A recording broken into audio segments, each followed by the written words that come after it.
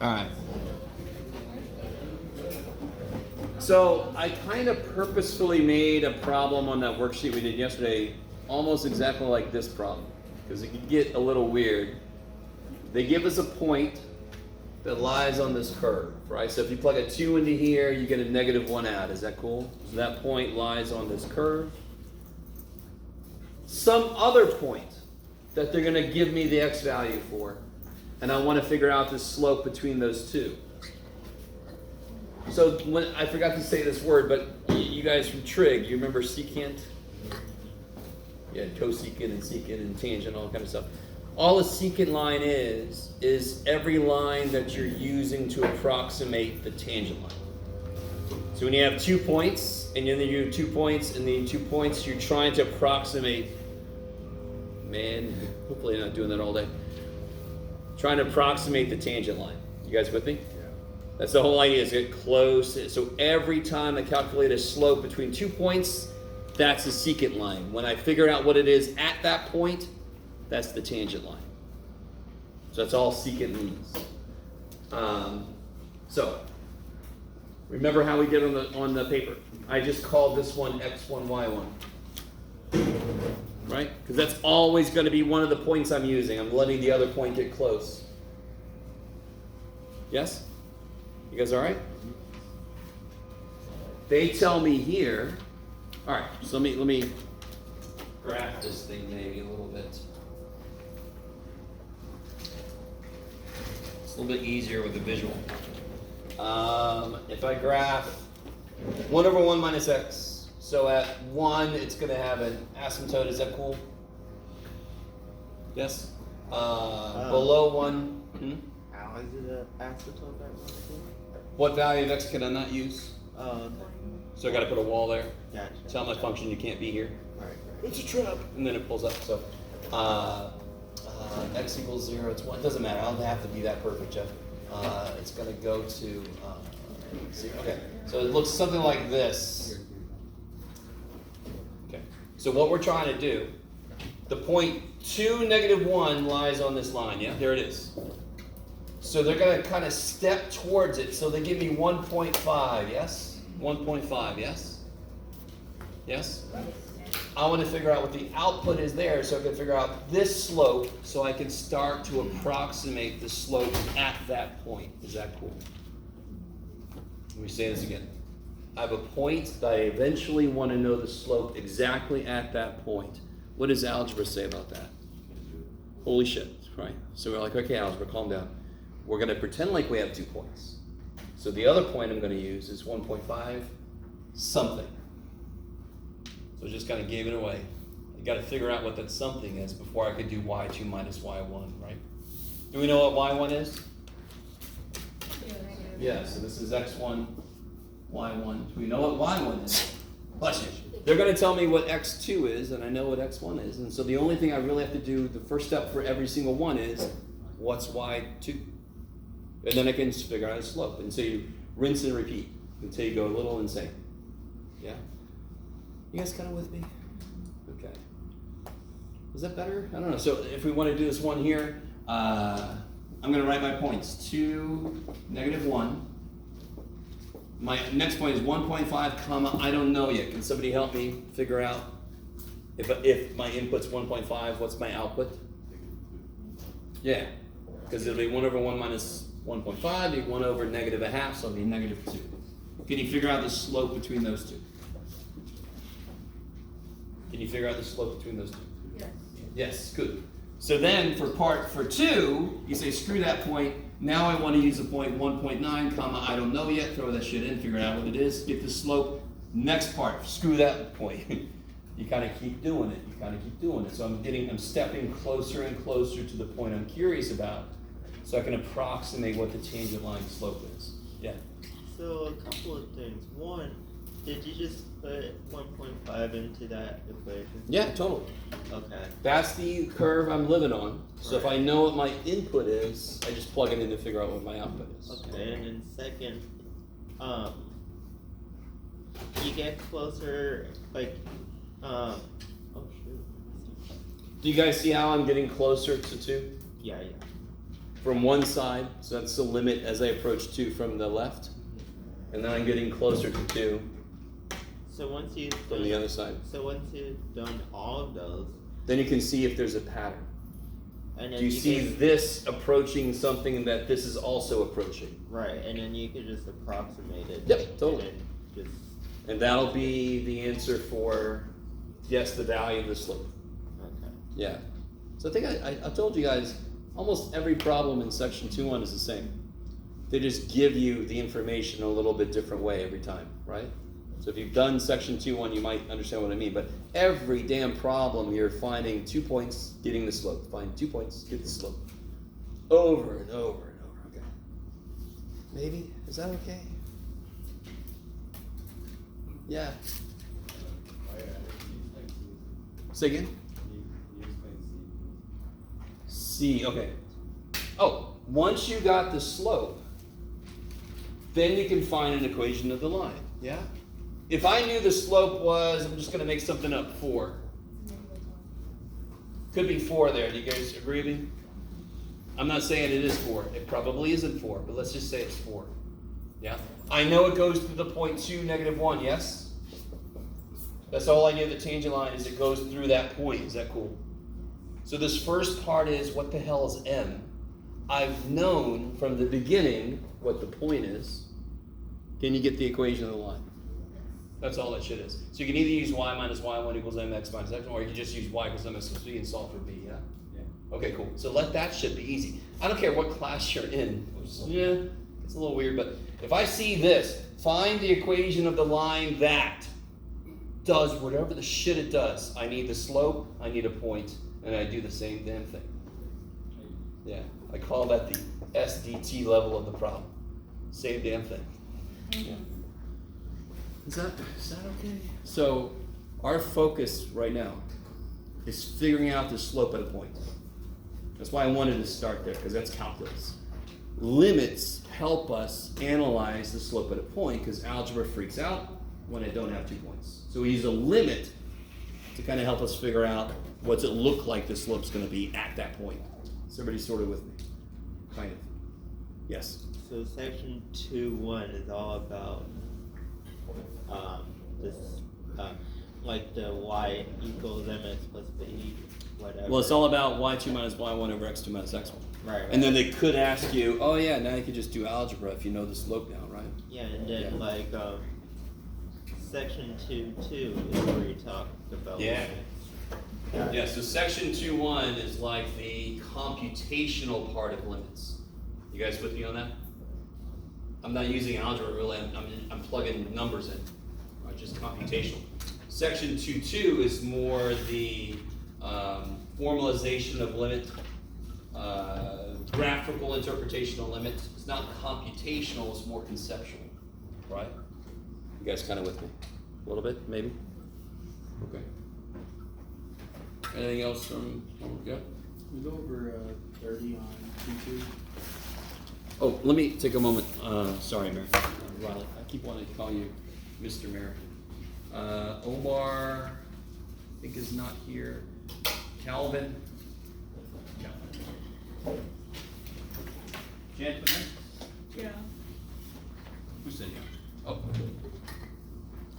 Alan. Ayala, right? Jacob.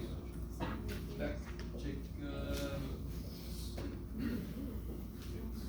Ace. Saying that wrong. She'll tell her. Okay. Kevin. Kevin Bergen. Kevin. Jonathan Bowers.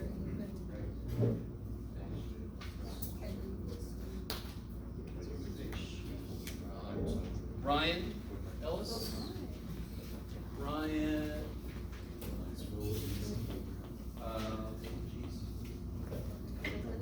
Last name is Strada. Elijah. Strada. No. Riley. Flanagan. No. What has happened? Christian. Kaliski. Elena. Hey. Jacob. Jones. Jacob. Lucas, Victoria, I think she emailed me. Ryan, Manis, I don't see. Alexia Martin, hey.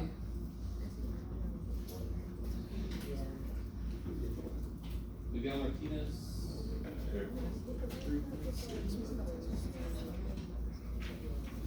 Ryan almost had it.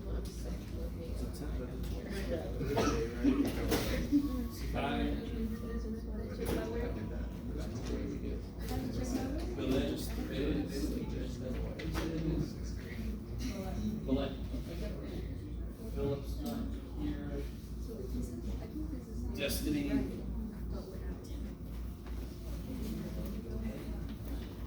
Peyton. Peyton. No way.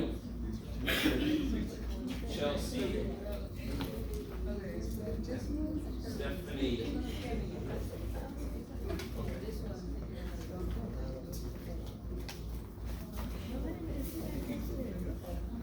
Okay. Just to let you know, the average was about a 79.3, if I remember correctly. Yes. How do you want corrections in pencil? Oh, good. Thank you. Okay. You're okay. If you ever have a question about should it be pencil or pen, the answer is pencil. So if you use pen, don't make any mistakes. Don't change the original. That's the most important thing. Don't erase any original word, right? So you could put corrections next to the problem if you can make it really clear what the correction is. You can put it on the back of the quiz. You can do corrections. Another sheet of paper, you can do corrections. Anytime you correct anything, you turn the corrections in with the original. Yes? Cool. I like it. Do you have to make corrections? No, you don't have to. If you don't make much sense to me, but you don't have to, no. You guys all okay? Just to remind you guys, if you got an 80 or above, you could get 5 points back. If you do all the corrections, get them all right. If you got below an 80, you can get 1 point back for every 4 you missed. If you do all the corrections, get them all right. It's on the syllabus too. There you go. Okay. Or if you don't, just do corrections. Everything's better. Yes. If the corrections is redo the problems together, do you want us to actually like show what we did wrong? No, just whatever you lost points on, Do it again? redo it. Okay. If you did, so if it's a really long ass problem and at the end you said 2 + 3 is 6, just pick up at the last good place. You don't have to redo right work. Okay. My hope is you'll see why it's a mistake, you'll correct it, you'll see what the right way is to do it, and you won't make that mistake again on the test. That's the kind of like overarching thing. Okay. Somebody had a question that I was about to answer. Who was that? Oh, and then I'll come back there. Oh, do you have a question about the corrections? Yeah. I don't know if you said, but do you want it pen or pencil or whatever? What do you guys think? Pencil. Pencil. This guy wants it in pencil. If you use pen, just don't make any mistakes. If you make a mistake, just do that. Don't give it to me. Because I don't want to, it's kind of crazy. So, for example, real quick, guys, because I didn't make a big deal out of this. Some of you guys have turned it in already, but the notebook paper, you got to tear it out. It's got all this shit. All that shit ends up on my floor. It gets stuck in stuff. No, don't do that crap. Just get a notebook where you can actually take it out clean. Does that make sense? I feel like a little old man complaining about stuff, but too bad. It's annoying as hell. So just do that for me. Yeah? You know what I'm talking about? So not to pick on anybody, but for example, this isn't too bad, but you see that? That gets stuck in stuff, it comes off and it's all over the place. It's crazy. Okay.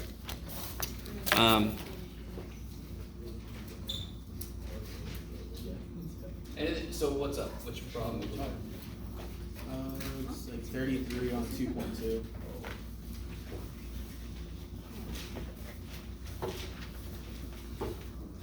So let's see, 33. Oh, good.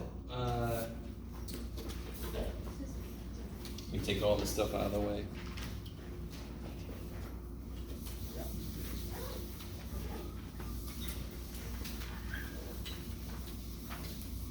So this one says the limit as x goes to 1 from the right of this.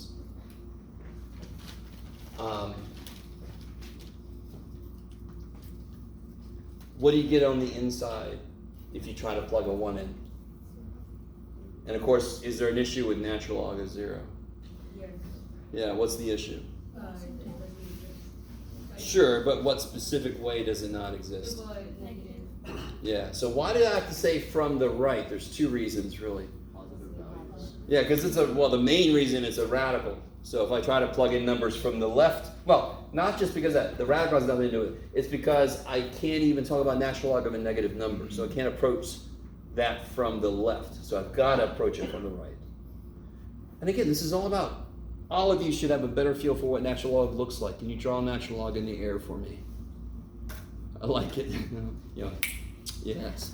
So natural log, from your perspective, is that, yeah. Does this, what's this? At? Yeah, x equals 0, right? That's the asymptote there, at the y-axis. You guys with me? So, it does this if the inputs approach 0. What are the inputs approaching?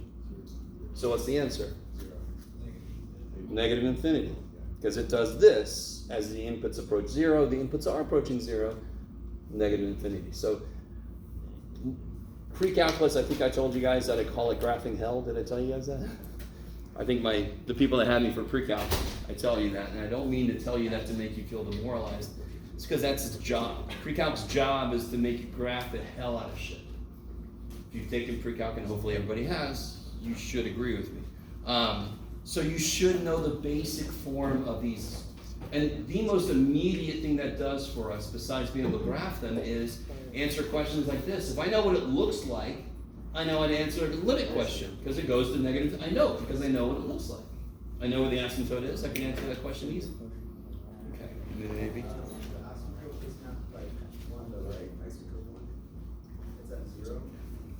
For a natural log, the asymptote is 0, yes. But the input for this is square root of x minus 1. It's not x. So, real quick, don't worry about the square root that much. What shift would this be? So the asymptote is normally at 0. Now the asymptote is at 1. But instead of doing that, I instead looked at it as, what are the inputs approaching? They're approaching 0. So what does natural log do? So you see, I didn't want to make it more complicated. The inputs are going to 0. So what's the natural log doing? Going to negative infinity. Yeah. Yeah. So how would you show the work For that, you could either show a little graph of natural log and say the inputs are going to just, that one is more of a explanation than a math work. Yeah. Yes. So, a way to think of it is where,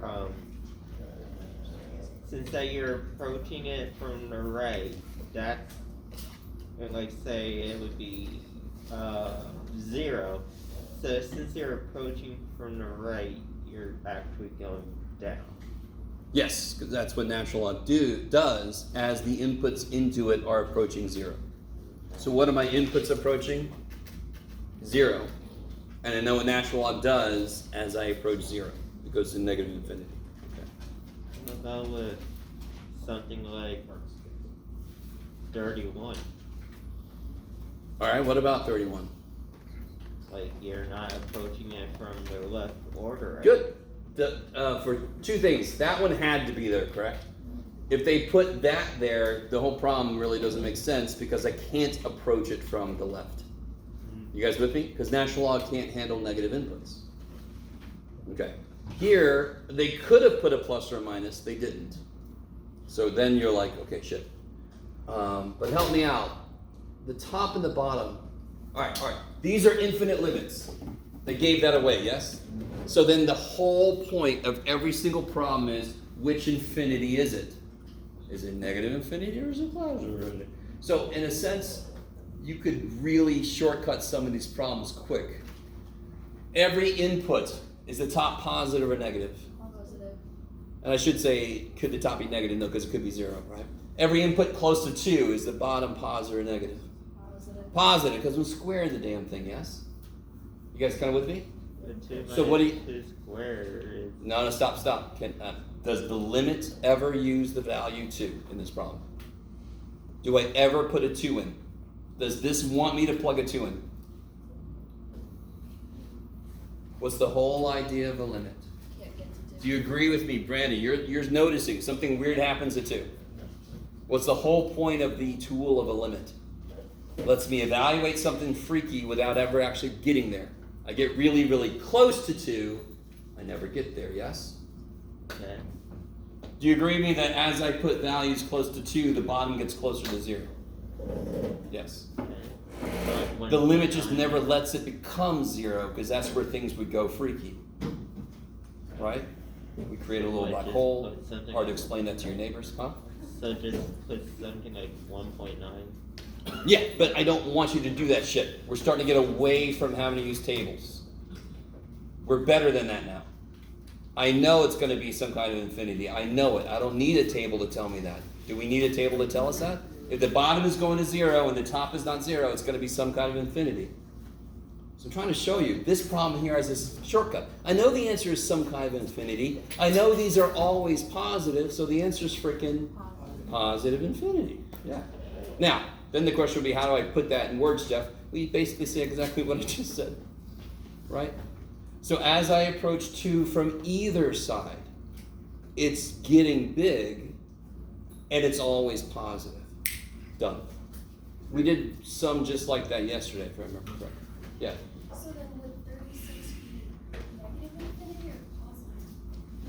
So the whole thing with 36 is the same idea. It's, whoa, shit, sorry. There it is. Yeah, what's the cotangent of pi? Well, let's start with this. What's the tangent of pi? 1 over. So, how do you break it down? So let's just stick with cotangent. What is cotangent in terms of other trig functions? What over what? Cosine, well, better than 1 over tan. It's cosine over sine, correct? What's the cosine of pi? 0. No, -1. Cosine likes what? X. When I'm at pi, I'm on the x-axis, correct? So cosine can't be 0 because it loves it there. What's the sine of pi? Sine likes y. I'm on the x-axis. Does sine like it there? So what's the sine of pi? 0. So isn't cotangent going to be -1 over 0? Isn't that approaching then some kind of infinity? All right. I just sort of gave it away, but yeah.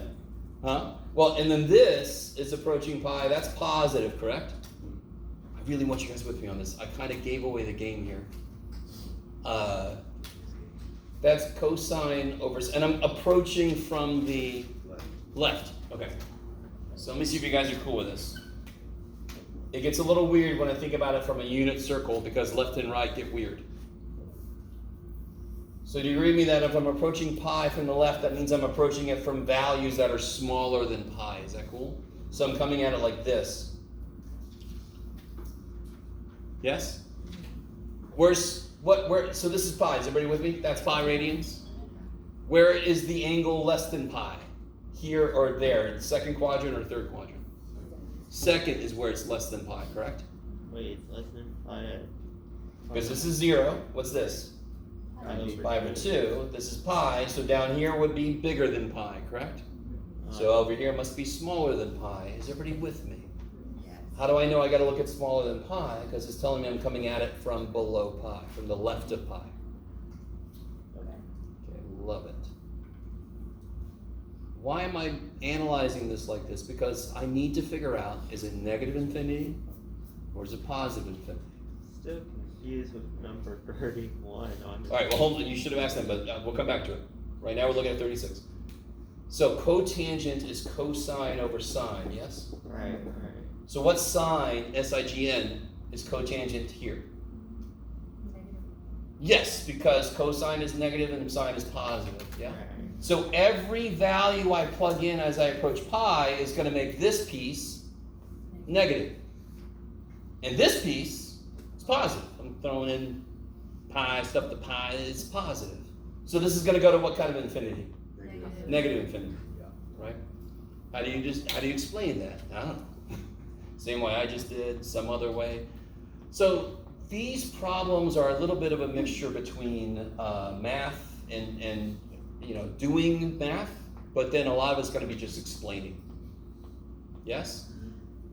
Okay. And what's really important right now is you're just learning what it is you have to consider. When you first see this thing, you're like, I I don't know. I can't factor shit. What do you want me to do? So we gotta do an example to show you what it is you have to think about. And they gave the game away. These are all infinity, so it's all about, is it negative or positive? So as I'm approaching this, am I getting negative outputs? Would that be negative infinity? Or am I getting positive? So if I would have said from a plus, what quadrant would I be in as I approach? If it was from the plus above pi, here, and what's cotangent here, positive or negative? Why is it positive? Because cosine's negative, sine's negative. So the ratio would be positive. So if I would have said plus, this would have been positive infinity. Because every value I would get as I approach pi would be positive. And they're getting bigger, positive infinity. What we got is every value I plug in here is negative, and they're getting bigger, negative infinity. Now, behind the scenes of all this shit, you could graph it. But dear God, try not to do that in the first place, because then you're never getting practice. And you know I'm going to ask you questions like this on the test. You know I am. So if you never give yourself practice, you're going to die. Well, not die. You're going to do better.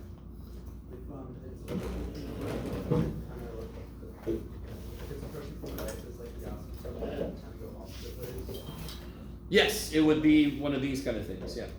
So it'd be interesting to see what the graph looks like now that we've kind of, so it's more interesting to me to do some work and analyze it and then do the graph, because then you're like, oh, that is matching what I thought it would be. If you just do the graph, you're like, okay, I got the answer. There's no discovery, there's no verification of your thought process, yeah.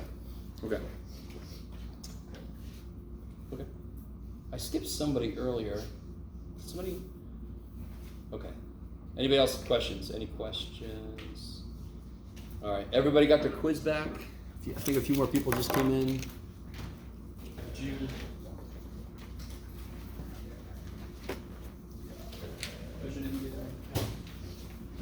Kevin? Yes.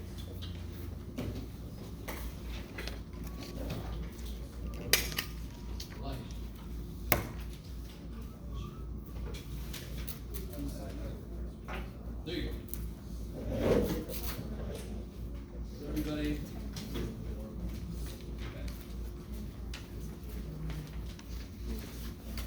Man, I really hope, you guys got that email from me. I really hope nobody thought I was telling them to drop it. I was like, no, I just want people to know.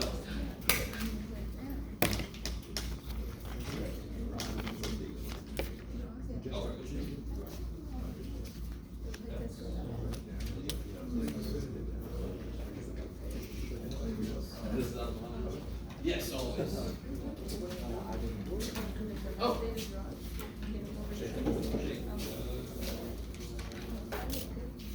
Thank you. All right, guys. Any questions from the quiz? If there's no questions from homework. When are the quiz corrections due? Day of the test. I love it. So everything is due the day of the next test except homework corrections. Yeah. They're due the day of the final. Yeah. The email says July 18th is the last day to drop. Do you mean June or July? July. Okay. Yeah. So yesterday was the last day to drop without getting a W. July 18th is the last day to drop. So if you don't drop by July 18th, you can't. Can't drop, won't drop. Yes. This is not mine, this is from Jacob. Oh, I'm sorry. See, that's why I always. I haven't figured out who I've got multiple of yet.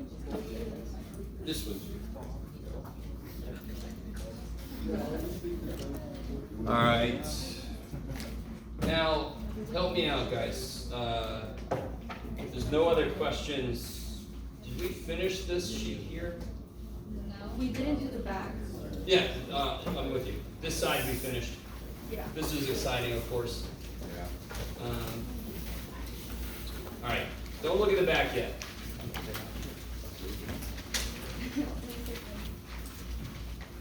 Well, okay, maybe look at the back. Yeah, we can try to draw.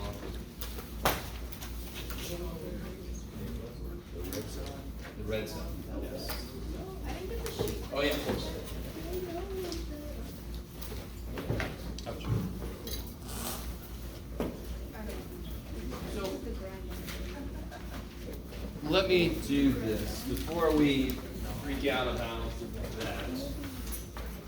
Let's talk about the ideas.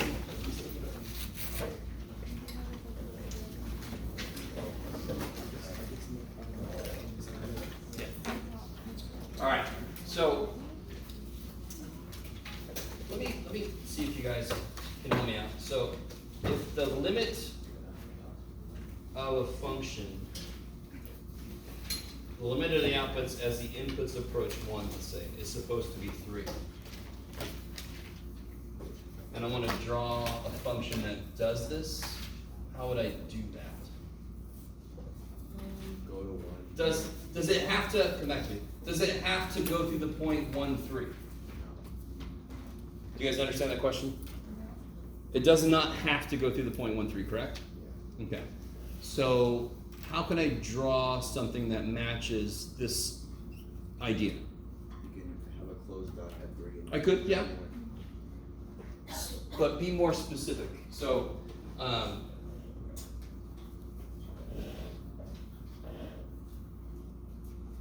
okay. So I gotta have a closed dot. Be very specific. Where? At 1, 3. 1, 3. Okay. That could be filled in. We don't know. The only thing we know is this is true. Yes. Yeah. Okay. Oh crap! I got all kinds of stuff up here.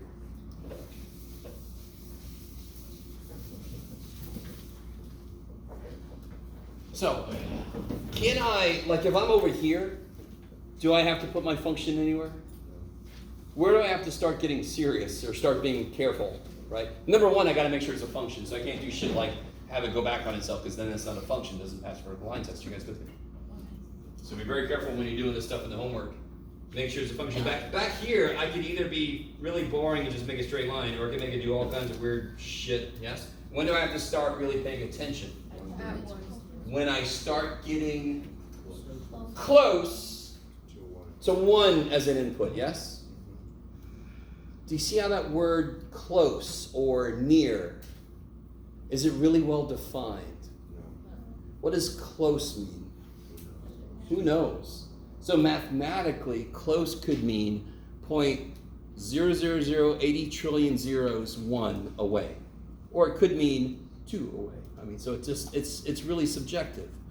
But I'm cool so far, right? I haven't violated that thing yet.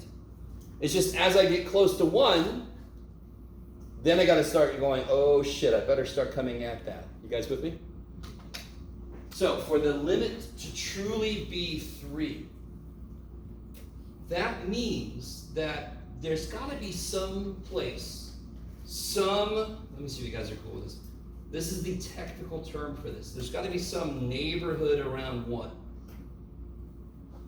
There's gotta be some. Yes. Welcome to my neighborhood. Some little neighborhood around 1. So that within there, I am arbitrarily close to 3. My output is arbitrarily close to 3. So there's gotta be somewhere where if I look here and here, those outputs are within some arbitrary distance away from 3. It's really weird. So as I get close to 1, so this is how we just kind of describe close, is with the little neighborhood. Some little neighborhood around 1. If I'm some distance away from 1, then I must be a certain distance away from 3 on the outputs. So if somebody said to me, I want you to be within 0.1 of this output, I could figure out, bless you, how close to 1 I need to be to make that happen. So if somebody said to me, okay, Jeff, math boy, I want you to be 0.1 away from 3. You with me?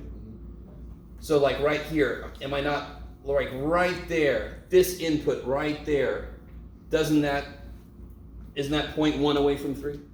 You with me? So everybody's sort of with me. So this is like a way over analyzation. Is the idea of a limit of a point simpler than this? Yes. The reason it's simple is because we haven't had a technical definition of what close means yet. So that's what the point of 2-4 is. It says, okay, this is nice, all hand-wavy shit, but let's get real for a minute. Let's mathematically define what close is. If somebody came along and said, no, I want you to be negative 0.001 away from this, could we find an input that makes us that close? Yes, we could. Yes? So if that really is the limit, no matter what this other asshole was asking us to do, I should always be able to do that. So let me give you a concrete example where that falls apart. Let's say that we have this and we think that limit is actually 4. And somebody says, okay, I want you to be really close to 4 then. And then we're like, well, here, I'm nowhere near close to 4. Do you guys kind of see what I'm saying? Somebody says, okay, I want you to be within 0.1 of 4. Well, I can't do that in here. That would show that's not really the limit. So if it really is the limit, at some point, I have to be getting arbitrarily close to that output. Okay, maybe. Yes? So can you apply this idea to the other sections of, like... Yeah, all of this could be applied to any problem we've done so far. Any limit problem. This is the technical idea of limit, which is why it's a little painful. Right? We're going to introduce 2 of my favorite little dudes. So we'll see how that goes. Sometimes this is easier to consider with an infinite limit. So let me show you. I can't erase that, John. Yeah, that's there. Okay. So, can you guys help me out? If I wanted the limit as x goes to infinity of a function to be 3, what would that mean? What's one way I can make that happen? So as my inputs get really big, the output should be approaching 3. Does anyone have that? There's a word that should come to mind maybe. Asymptote, right?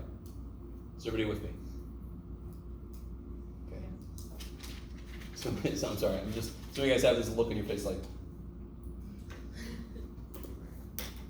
if I let x get really big and the outputs approach some number, that's the whole idea of an asymptote, right? Now, just to point this out, the trivial way to do this is to have a straight frickin' line through 3, and then of course the limit's 3, because it's always 3. So we call that the trivial solution to this. So a more exciting answer would be make an asymptote. Now, guys, let me ask you again, where do I have to start getting serious? Back here, do I have to have the function be somewhere specific? No. Do I have to have the function be somewhere specific here yet? No. It can do whatever the shit it wants to. Where do I have to start getting serious? When my inputs approach infinity. Holy shit. So, at some point, if this really is the limit, at some point, don't I always have to be a certain distance away from it? If I didn't, so let me do another example. So if the limit's 3, and I do, if the limit's supposed to be 3, would this work? If it does that forever, could the limit be 3? Why not? It never does what? Okay, straightens out, I like that. It oscillates. It oscillates, good. Never gets. It never gets close to 3 and stays there, right? Does it ever equal 3? Hell yeah. But then it goes away from it, and then it comes back, and then it goes away from it. So, how could I improve this? I still want it to be oscillating, but if I wanted the limit to really be 3, you're wasting a lot of paper, Jeff. It's okay. Don't I have to have it do this? Who said that? Smart guy. It has to be dampened. So every single guitar string has ever been plucked. Does it eventually stop? Thank the gods. Can you imagine if it didn't? So that's what the sound wave would look like. You pluck it, and it starts off strong, and then it goes, and thankfully it goes away eventually. Yes? You guys kind of with me? So that's dampened oscillation. I really want you with me on this. That first one ain't gonna work, and it's a little easier to describe why this doesn't work through why this works. At some point, let's call it M, don't I get to a certain distance away and stay at least that far away? So somebody could say, I want you to be forever this close. And I'm like, I can find a place where that happens. And somebody else says, no, I want you to be this close forever. And I just go a little further out, and then I'm like, there, I'm always that close to it. So if it really is the limit, no matter how close somebody wants me to stay, I should be able to find that. On this one, could I do that? Somebody says, I want you to be within 1. I'm like, I got you. And then somebody says, I want you to be forever within 1/2. I'm like, oh shit, I can't. There's never a point where I'm always half away from it. You guys see that? Yes. So if it's saying as it's approaching infinity, what if at some point it is doing what the other graph does? We just can't see it on this particular graph. Totally. So at some point, and again, we're going to infinity, so where could that be? It could be at 7. It could be at 17 trillion to the trillion to the trillion power, right? But at some point, it's got to stay a certain distance away from that limit. And if I move over a little bit, at some point, it should forever be even closer. You guys kind of with me? Because it could go insane forever. But if the limit really is 3, at some point, somebody should be able to say, I want you to be this close. I should be able to find a place where it is always that close. And so now I want you to be this close. Then I go a little further. I'm like, there. Now I'm always that close, right? So with my example of this dude, if somebody says, I want you to be this far away, that works, this point. Now I want you to be this far away. So then I just go a little further out, and I go there. Now I'm always that far away. Yes? Okay, so you're saying that as you continue the drawing, just make it smaller and smaller, and then it'll equal whatever they ask for. No. Oh God. I'm a little worried about the way you use the word equal. Let me ask you this. This picture, does it ever stop oscillating? No. Nope, it's oscillating forever. Just the amplitude is getting smaller. So is it approaching 3? Yeah, it's kind of approaching 3 from both sides, yeah? So I could do this kind of thing. You make a little bit better picture. So if I had 3 and I have this, it's doing this kind of a thing. Right? Still not the greatest, but you see what I'm trying to say? If I kind of look at it as connecting all the max and mins, it's doing this kind of a thing, yes? So if somebody says, I want you to be this far away, I'm like, okay, just follow me. Okay, there it is. No, now I want you to be this far. Come on, come with me. Now we're not. Now I just keep going. So if it really is the limit, I must be able to do that no matter what distance this asshole wants me to be with it, right? They don't have to be an asshole. They just be curious. You guys kind of. If that is not the limit, then I can't do that forever. Now, you're all very excited, I can tell. Coming back to this, so I think the infinite one maybe is a little bit, I don't know if you guys really got that. Let's define this neighborhood a little bit better. So let's say this is 1, right? That's the 1. So the neighborhood would be, see how you guys feel about this. We call this little distance here, we call it delta. You see how to draw that? It's like a music note. Yeah, that's crazy. Get on my head. I got a weird tinfoil around you. I was exactly thinking about where's my musicians at? Looks like a musical note. So this is the Greek letter delta, Jeff. You can use a D there. There you go, buddy. Delta is a variable we use all the time in mathematics to represent a very, very small quantity. So where would this neighborhood go from to? So I'm going to zoom in on this, yeah? Jeff, what in the world are you doing? I don't know. So I'm zooming in on this. So this neighborhood would go 1 minus delta, 1 plus delta. Is that, oops, sorry. So zooming in on this, it would go delta down and delta up. So that is a formal definition of close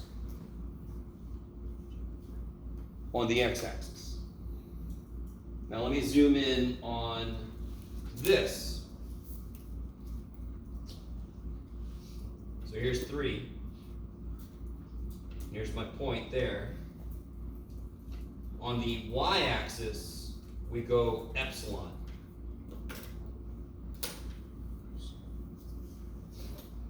So the letter epsilon is pretty easy to make, yes?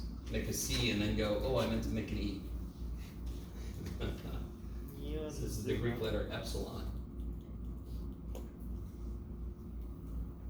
So epsilon is just a very small value, is what we would consider that. So this goes from 3 plus epsilon, and it starts at 3 minus epsilon, right?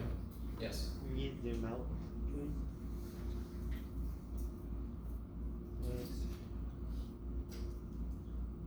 Come back. It'll come back. Okay. Yes? So delta is the area on the x where it's close to the neighborhood, basically? Say again? Delta is the area on the x-axis. Yeah, delta is sort of like what we mean by close. So here's the idea based on what I was talking about earlier.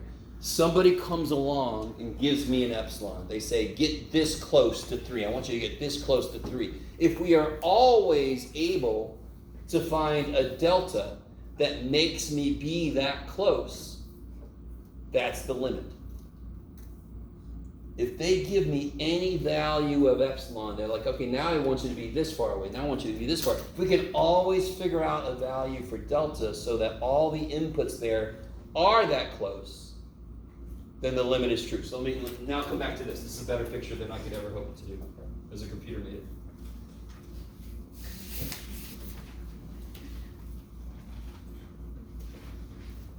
So let's see here.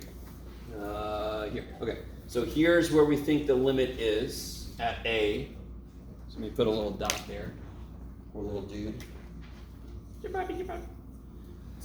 So if the limit at A as x approaches A really is L, that means if somebody tells me they want me to be this far away from it, I can always find a delta so that I am within there. So real quick, watch. If I had picked a delta here, right, to go out to here, so if I would have picked, here's my A, and they give me that epsilon, you guys with me? If I would have picked this to be delta, this distance here, would I have been within this much if I go out to the output? Where's my output? Am I within this? No. Do you guys see what I'm saying? If somebody says, I want you to be this close to that limit, I'm not going to pick delta to be this, because then that would not have me that close, right? Is the distance between this and that output, it's bigger than epsilon, yes? If I am able, no matter what the shit this person says epsilon is, if I am always able to find a delta. So if he makes this smaller, if this guy makes this smaller to here and here, couldn't I just make delta smaller? Yes? Okay. So if it's here and here, then I want to be within this to this. I want to be within here. And sure enough, couldn't I then find, now my delta would go out to here? So if that really is the limit, and we all knew this the first day we talked about limits. If the limit is 3, that means you get close to 3. Does that make sense? That's a very, very, very rough way to say it, but we all agree with that, yes? We're just formalizing that. What does it mean to get close? Well, it means that however close somebody wants me to be, I can find a range of inputs that makes that happen. If I can always do that, that really is the limit. The delta changes if the epsilon changes? Beautiful.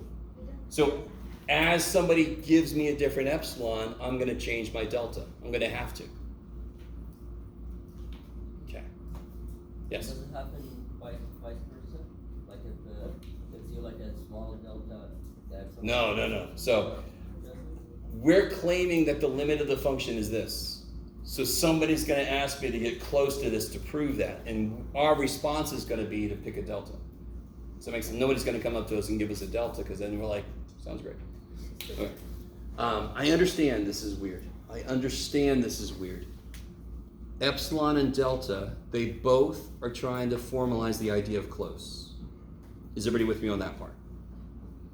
Delta is a certain distance away on the x-axis. Epsilon is a certain distance away on the y-axis. If that really is the limit, then I should be able to get arbitrarily close to the output by getting some distance away from the input. That's all that's saying.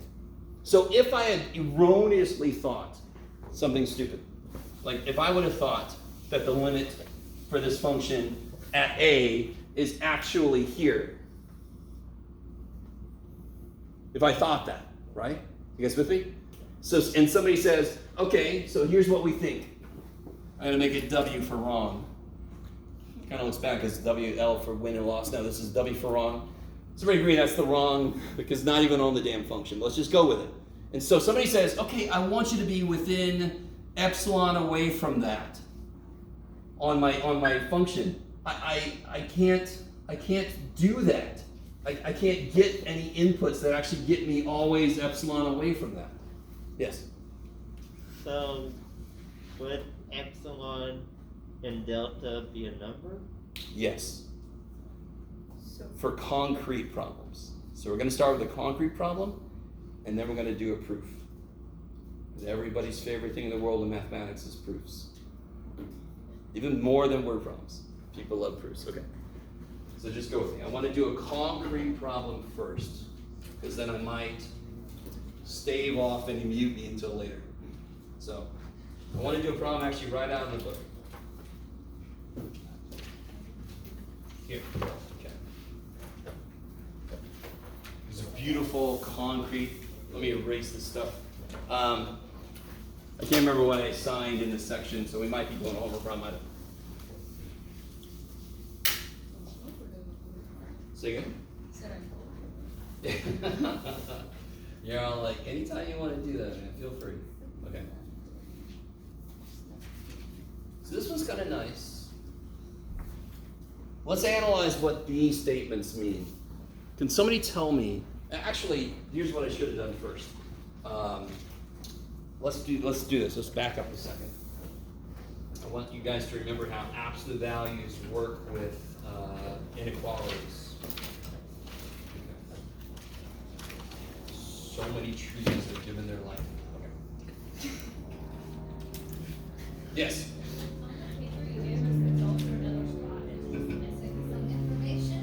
Oh man. Yeah. Okay, I'll tell you what that is in a minute.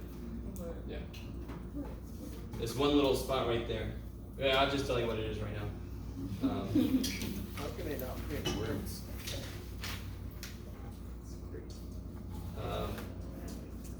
This is supposed to be an epsilon there, poor little dude. This is supposed to be absolute values here. Okay. Alright. We'll talk about that again in a minute. This doesn't even make sense to us yet, and you're like, nothing today has made sense, Joe. But continue. Can somebody remind me, I think we did an example like this yesterday, how to rewrite this? How do I solve that? Yeah, so absolute values always have two cases, right? Let's just analyze this concretely. Give me a number that would make this statement true. Whoa, 3. Better. 4 don't make this work. 3 does, right? Give me another number. Negative 3 works. 2 works, of course, but negative 3 works. Agree. Can you give me a negative number that does not work? -10. Negative 10? -5? Yeah. Because when you absolute value it, it becomes bigger than 4, doesn't it? So just based on what we just did, how far can x go? It can go up to what? Just under 4, yes? And it can go down to what? -4. So I always think about less than absolute values as being stay close to me. We're going into a haunted house. Let's not split up, because that's what everybody in horror movies does, and they all die. Stay together, so if we're going to die, we die all together at once. I know, it's crazy. You guys kind of with me? So stay close to me, right? Isn't absolute value distance? And this says, I want the distance between a number and 0, because it's -0 in here, to be less than 4. So if I start at 0 and I want to go less than 4 away from it, don't I go up to almost 4 and down to almost -4? Isn't that staying close? Are you guys with me? Okay, cool. That's going to obviously become important, because do you remember what I just wrote a second ago? I want,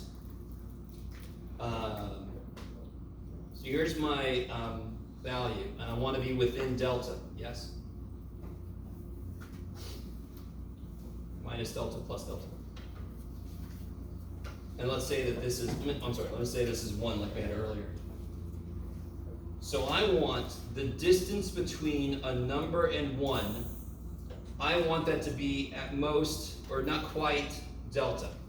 That mathematical statement captures this, I'm freaking out, captures this image. This says, I want the distance between a number and 1 to be less than delta. So what numbers does that catch? I go up by delta and down by delta. So that's the numbers it catches. So you guys kind of with me? Yes? So in the absolute value kind of thing, then 4 is the delta kind? Like that's 4 and then -4, that's the area of the delta would be kind of, the area of the delta? Yeah. So this would be like if my input was 0. And if I went down 4 and up 4, then delta would be 4, yeah. Good. Delta's not normally as big as 4. Technically it can be anything, but normally it's very small. Okay, so when I see this statement, all that says is I want to be close to 1. Do you see that? This symbol means close. This is the number I want to get close to. Is it always minus? Is it always minus? Well, it's always minus the number, but the number could be -1, for example. So if I wanted to be delta away from -1, how would I write that? X plus. I want the difference between any number and -1 to be less than delta, yes? So then what would be inside? X plus. Yeah.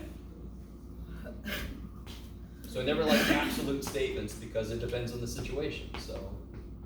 So yes, it is always minus, but if you're subtracting a negative number, it becomes plus. Okay, I like it. So again, all this says here is I want to be close to -1. That's what that says. Okay. So let's come back to this paper. Okay. I gotta keep a really close eye. I love it. This is neat. So if somebody comes along and gives us a distance they want us to be away from this limit, we have to find a distance away from our input so that we're always epsilon away.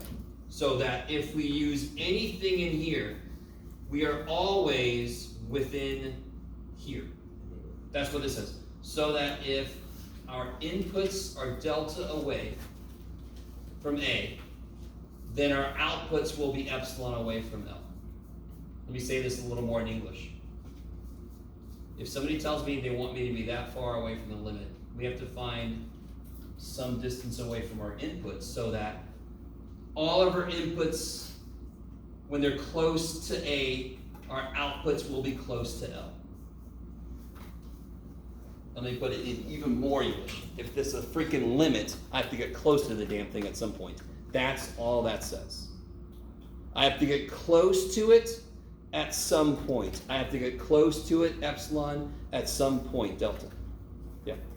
So this is like just working on it from like each axis, kind of? Yeah, so tell me, if the limit is 5, don't our outputs have to get close to 5?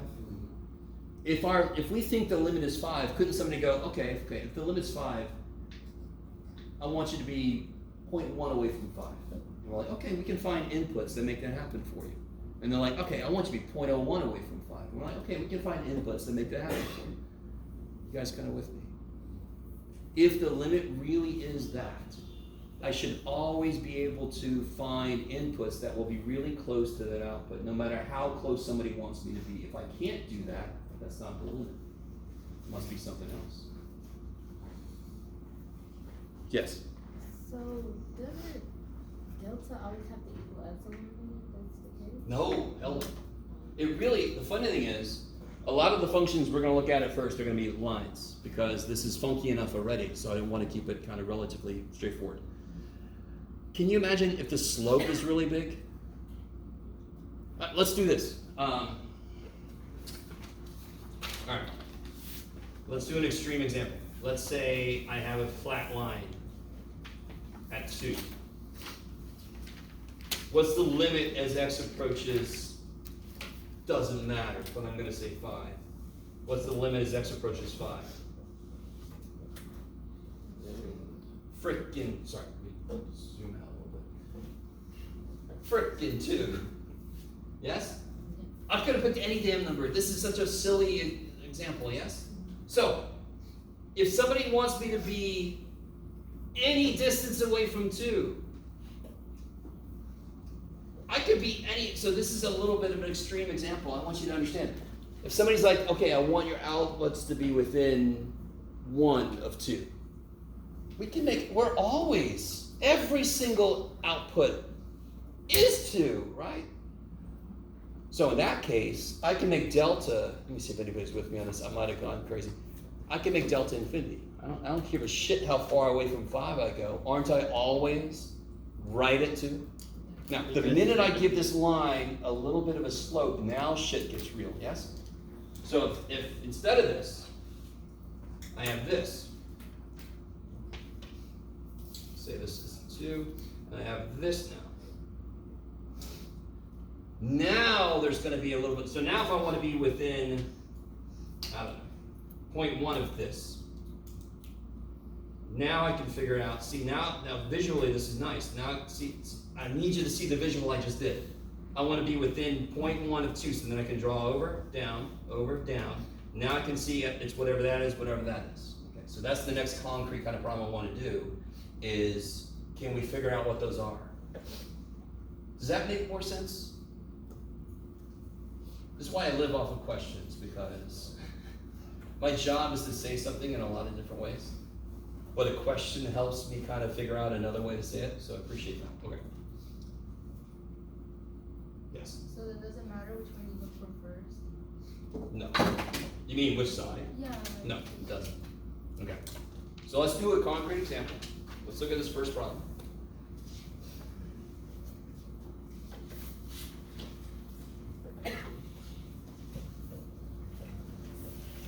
So they've given us everything. Now obviously the next level of this is they don't tell us the numbers, we calculate them, yes?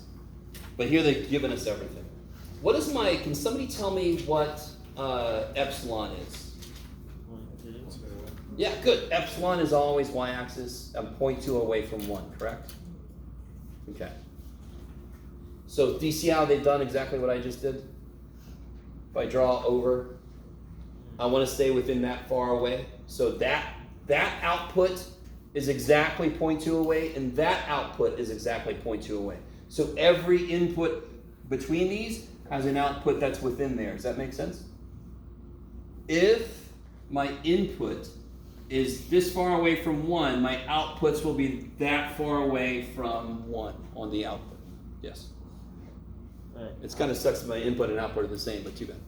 Yeah, but like, how would it be 0.2 away if... No, stop. This is 0.2 away for sure. Now, is anybody concerned about the fact that, what's this? 1. What's this? 0.3.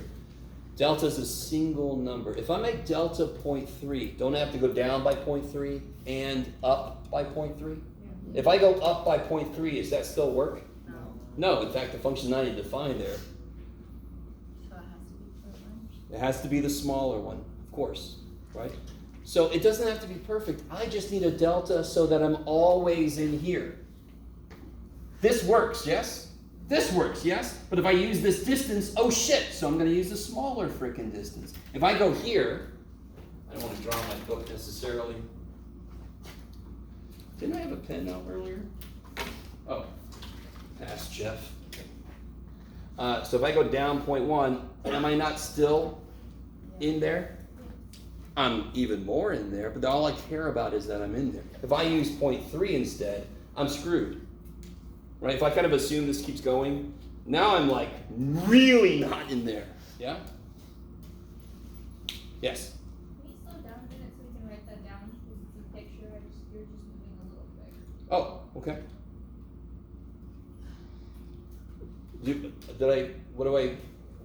Do you need something that I had earlier? I'm not sure. No, last picture, you're just moving so quick that I can't visualize it while you're talking. It's just like a little, you're saying things and then it's, I don't know. It's Okay, moving a little. okay. So I'm not sure what to do for you right now. That's my problem. I'm not sure.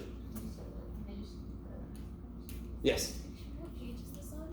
Oh, this is the first problem in 2.4. So it's page 113 in my book. I'm not sure if the page numbers are different if you get a different book. Yeah. So this is just asking us to identify the delta number. Yeah, figure out what delta is. So we just did that.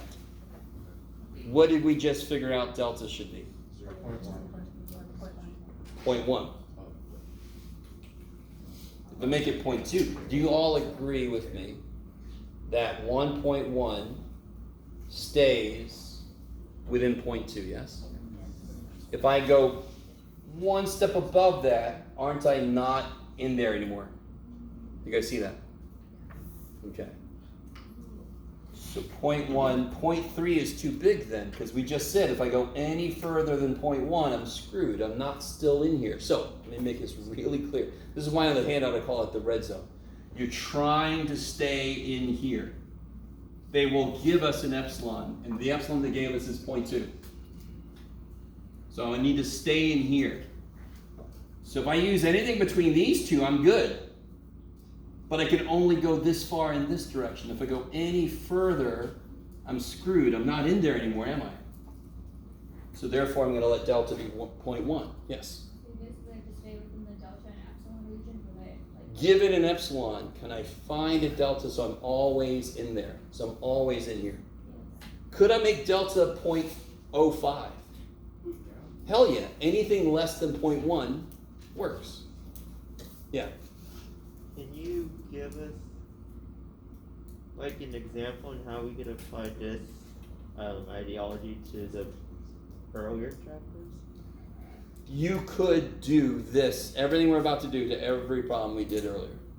I don't want you to do that. There's no need to. Oh, okay. Yeah, yes. I just wanted to confirm, you said 0.1, not 1.1. Yeah. Our input is 1 that we're interested in, correct? How far away from 1 do I get 0.1? 0.3 is too big of a step, so we're going to use 0.1. So delta is the distance from the input that we're interested in. Epsilon is the distance from the output that we're trying to get. So we couldn't even do 0.8, right? Oh, hell no. 0.3 is too big, so 0.8 is way too big. Yeah. I could do 0.08. I could do 0.00002. Anything less than 0.1 will still work, right? If I do 0.02, that's here. And there. I'm definitely in there, yes? I'm definitely in there. Is everybody with me? So it should kind of make sense. If I get even closer than I have to, I'm even better. The question is really, how far can you be? 0.1. That's the most. So couldn't they come along and change the epsilon now? Yeah. Do you see how, real quick, if they did change the epsilon, do you see how whatever they make it, I can still find, so let's say the epsilon is like, what would that be, 0.05 or whatever. Can't I still find, do you see how I just found delta that would work? Yes? Do you see that? If that wasn't the right limit, at some point that would fail.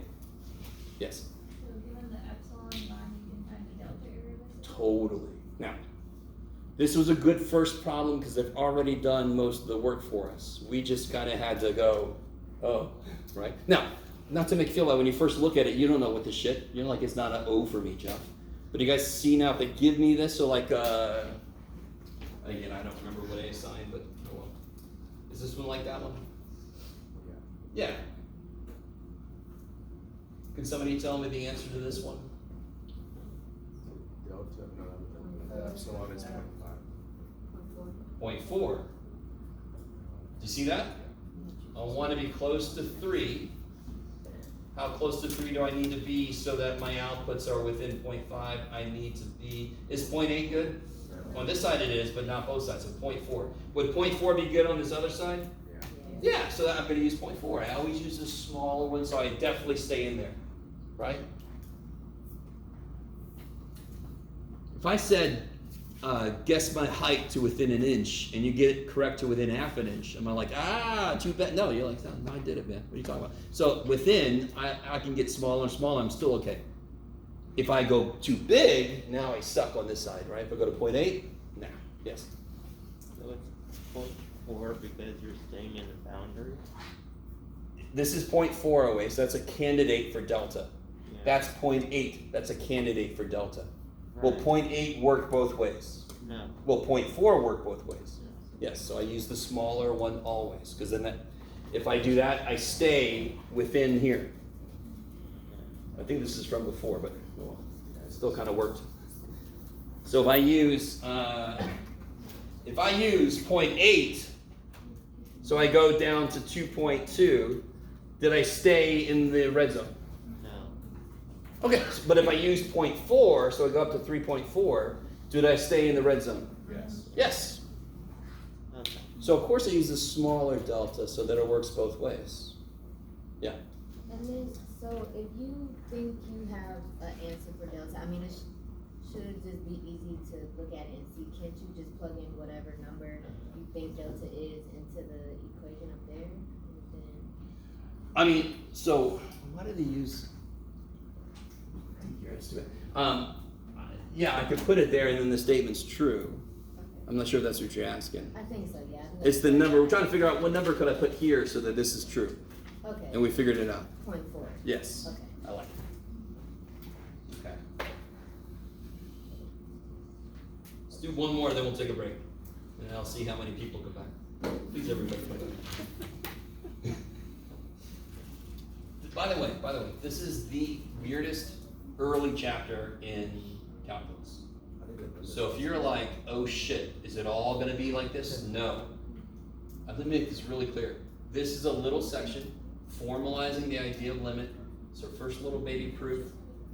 The rest of the class will not be necessarily proofs. Are you with me?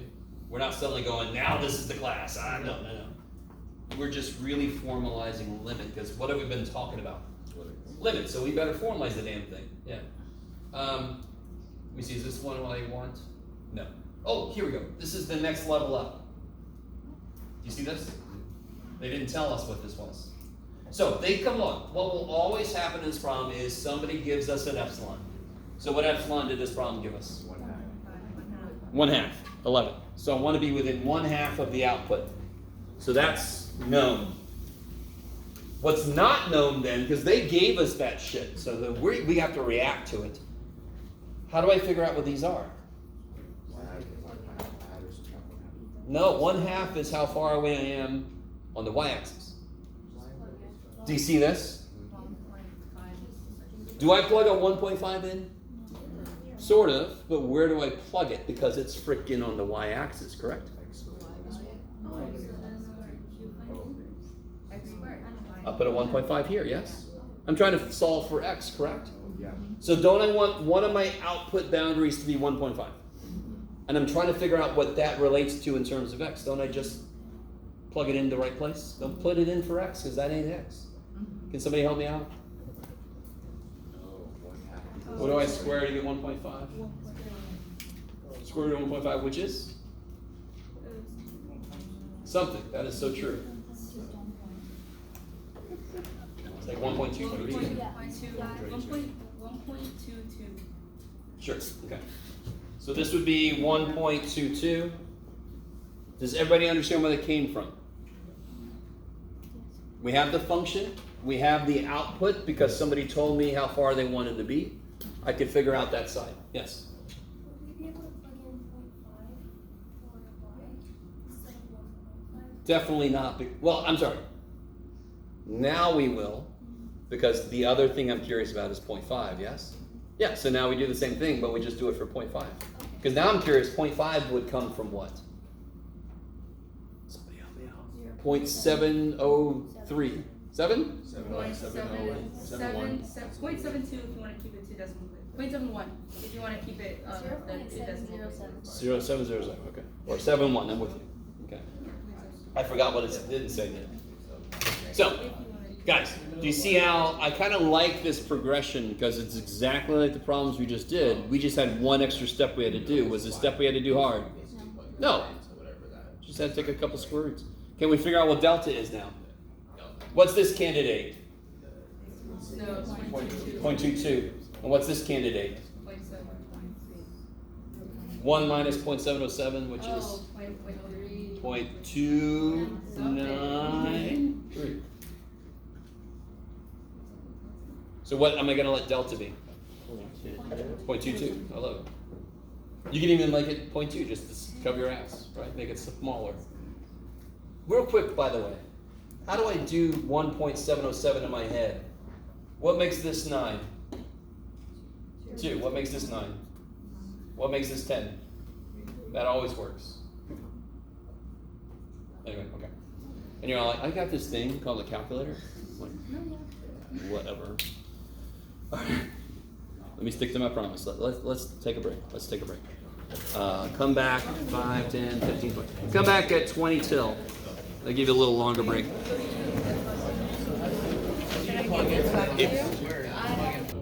Not really that similar test.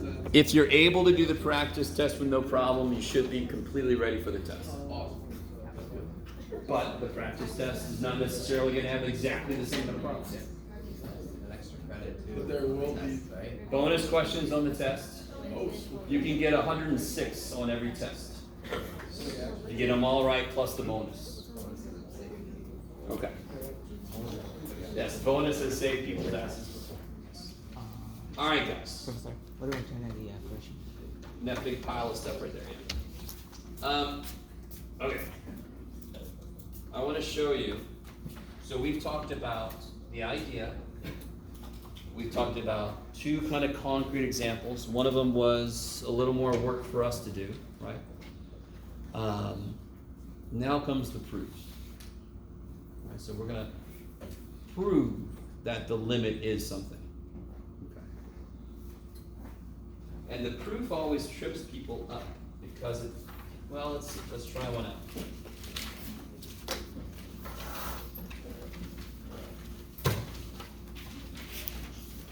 Uh-oh.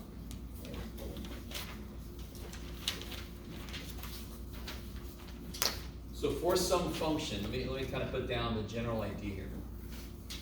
For some function, make this as comfortable as you can for yourself. For some function, f of x.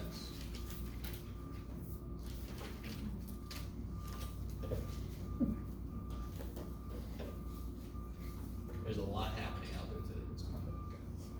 Given an epsilon, right?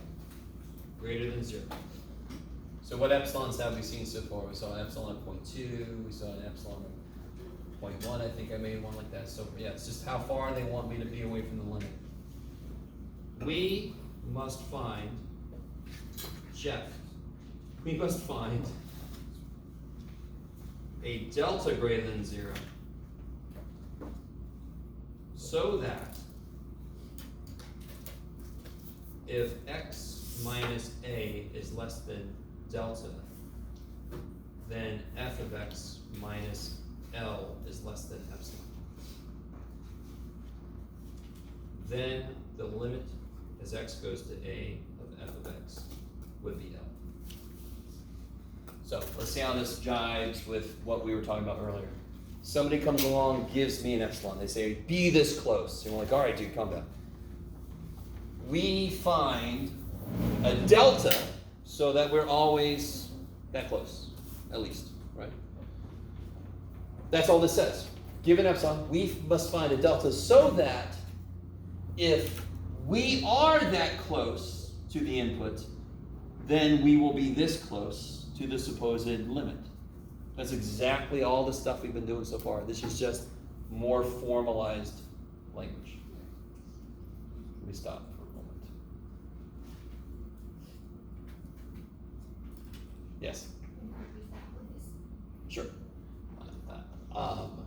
So what have we done earlier today? Somebody gave us an epsilon, right? And that was how close they wanted us to be to the limit. So then we sort of concretely took that distance over and figured out how far from the input could we be and still be within their target. Is everybody with me? So given an epsilon, that gives me a target, can I then work out we must find a delta. That's exactly what we did on the concrete examples. We figured out what delta was. So that if we are within delta of the input, we will then always be within epsilon of the output limit. That's that whole idea of that red zone trying to get in there. Okay. If that is true, then that really is the limit. Okay, I like it. Hey, Mikey. Okay. So let me see if I can say this again. Section 2.4 is kind of like a standalone section. Section 2.4 is not easy. It's trippy. Do you agree? Section 2.5 we already did, so you already know it's continuity. Section 2.5 is continuity. Was it anything like this? No. So in your head, don't go, oh, this is going to be the class now. No, this is just a little standalone. Hey kids, here's a formalization of the limit stuff we're talking about. Right? You guys kind of with me? So we talked about limits algebraically, we talked about limits graphically, we talked about the concept of limits, and this is the formalization of a limit. So we're just overanalyzing the hell out of limits. So deep breath. If you want to. If you don't want to, it's fine. But breathe in some capacity, okay? I don't want people passing out.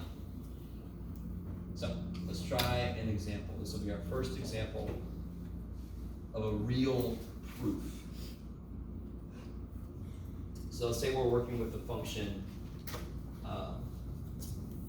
4x plus 2.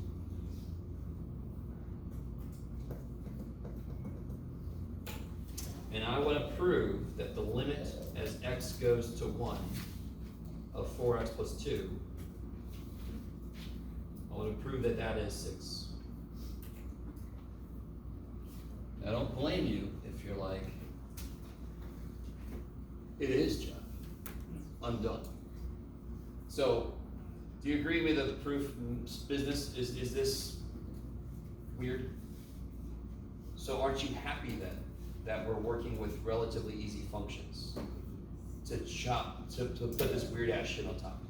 So can I do this weird ass shit with worse functions? Yes. Would it then be more useful possibly, this weird ass shit? Yes. But it's weird enough already, so we're going to use nice, easy functions just to kind of get the feel of it. So I know you guys, dear God, you should know this is true, right? Okay. But now we're just going to see what would it look like if I formalize this. So, given an epsilon greater than 0, what do we need to find?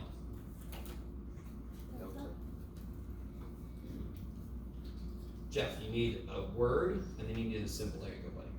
We need to find delta such that if x minus, what's my input that I'm interested in? What am I approaching? 6. No, that's the output is approaching 6. 1. My input's approaching 1. Then f of x minus, what's my limit? Now can that be? I suppose the limit's 6, right? Is less than epsilon. Okay. So that's written a little bit more Specifically, yes? Same shit I just wrote earlier, just with the specifics of this problem in it. You guys with me? Okay. How you guys feeling? You guys feeling right? You're all like, thank the gods. This is just one section of this. Okay, I understand. This is kind of trippy. This is kind of nifty. I love this shit. Of course I would love this. Of course I would love this. I'm weird. All right. So here's the trick. Did I give us a concrete epsilon? No. So what we're doing, every problem we did earlier, couldn't I have given us a different epsilon? Couldn't we have done all the same shit we did and found a different delta? So the point of this problem is, this is a proof. I'm going to say whatever epsilon we're given. How do I choose what delta is? So my answer is not going to be a number. My answer is going to be some multiple of epsilon, right? Maybe I make delta twice epsilon, or maybe I make delta 1/10 of epsilon. Does this make sense? Maybe? You're like, I don't know, dude, keep going. All right. So here's the trick. This is another example of like a construction. I've already used that word, didn't I? Yeah, when I said that we construct the parts we need for the limit definition f of a plus h blah blah blah. This is a construction and a proof. So what I'm going to do is I need to construct what delta is, and I want to build it off of epsilon, correct? That sounds painful, I know, but it's not going to be. Ready? So we already know. Can somebody flesh out what this statement says? So I'm going to put side work here. Side work. I'm going to put a little dotted line when we start. F of x was 4x plus 2, correct? That's not the absolute value. So that's what I know is true, yes? I was given epsilon, correct? So I know this must be true, yeah? You're all like, yeah, Jeff, keep going. Is everybody with me on that? All I did was I just put what the function was there. That's all I did. So I know this has to be true.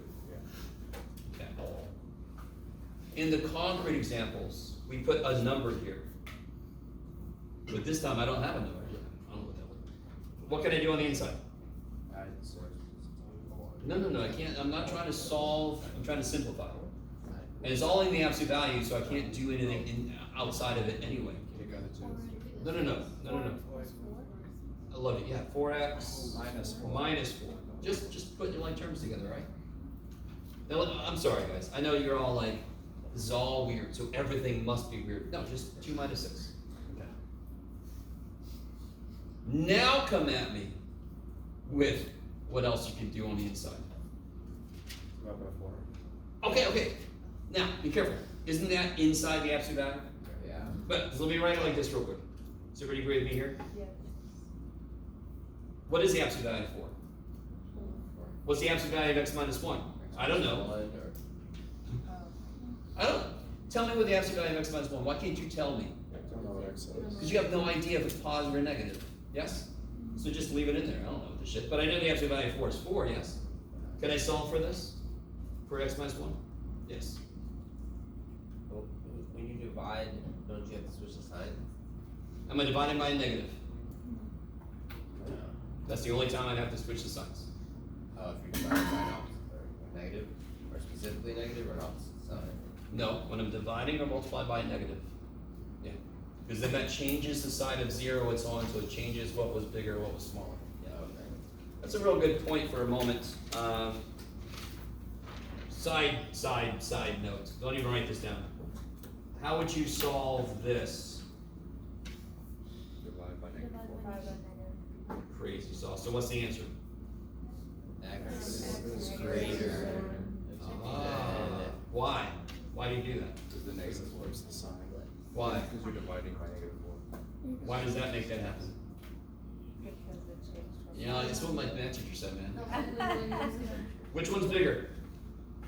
2. If I divide by negative 1, what does this become? Negative 2. What does this become? 1. Which one's bigger? Look what the sign did. So this is my favorite answer. Why does the sign flip? Because it does. It just does. When you multiply or divide by negative, don't I change the side of 0 I'm on? You with me? What's 3 divided by negative 1? Isn't that on the other side of 0 now? So if I change the side of 0 I'm on, doesn't the one that was bigger become smaller and the one that was smaller become bigger? So of course the sign flips. Okay, sorry, just because we got inequalities happening, I want to remind everybody. Okay, now, you're all like, I'm trying to figure out what's in your head right now. You're like, okay, that looks nice, great, thanks Jeff. Come back up to what we're supposed to find. We need to find a delta so that if x minus 1, so we need to find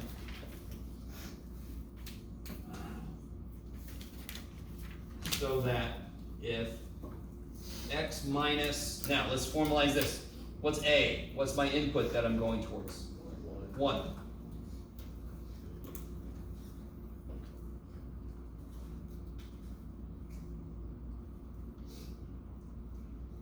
So again, we need to find a delta so that if I'm that close to 1 on my inputs, I'm that close to the limit on my outputs.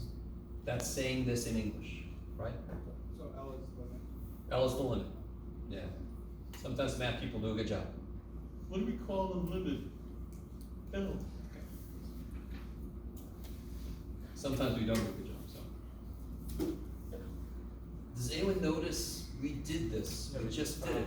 We just found a. Yeah, what's up? Sorry. Does that look like is that a delta? This dude here? Yeah. Yeah, it's a delta.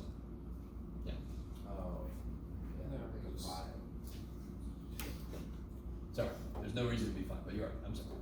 Sorry. So, do you notice what we just did here? Did we figure out, did we get somewhere that says this? Yeah. Did we figure out what delta is? Yeah. Yeah. So let delta equal epsilon over 4. I want you to realize this is so desperately cool to me. And of course it would be cool to me. This is what we're trying to show, correct? This is why this feels like we're cheating. We're going to start with where we want to be, and we're going to kind of solve this down. Didn't I just construct what delta needs to be, though? In order for this to be true, simplify, simplify, simplify, this must be true, yes? Isn't that exactly what the shit this wants from me? What do I need to make that so that this is true? I need to make it that. Yes? So is that a continuation of the first proof that we did? Yeah, so we started up here. This was the given stuff, right? So then that would be. This was the side work where I started with this and it ended here. Right, so that's part of. Yeah, so this is the side work. This is the proof. So we need to find a delta so that if we're delta away from 1, then we're epsilon away from the limit. Let delta equal epsilon over 4. Why? Because we already know that works. So this shit, we wouldn't include. If I was writing this for some journal somewhere, I wouldn't even write this. I would say let delta equal epsilon over 4. Where'd that come from? I'll show you. So and then we show this works. Let delta equal epsilon over 4. Then if x minus 1 is less than epsilon over 4, right? Now here's where students, I don't know how you're going to feel about this. You should feel good about this. But let's see. I'm just going to undo everything we just did. Multiply by 4. Bring that inside.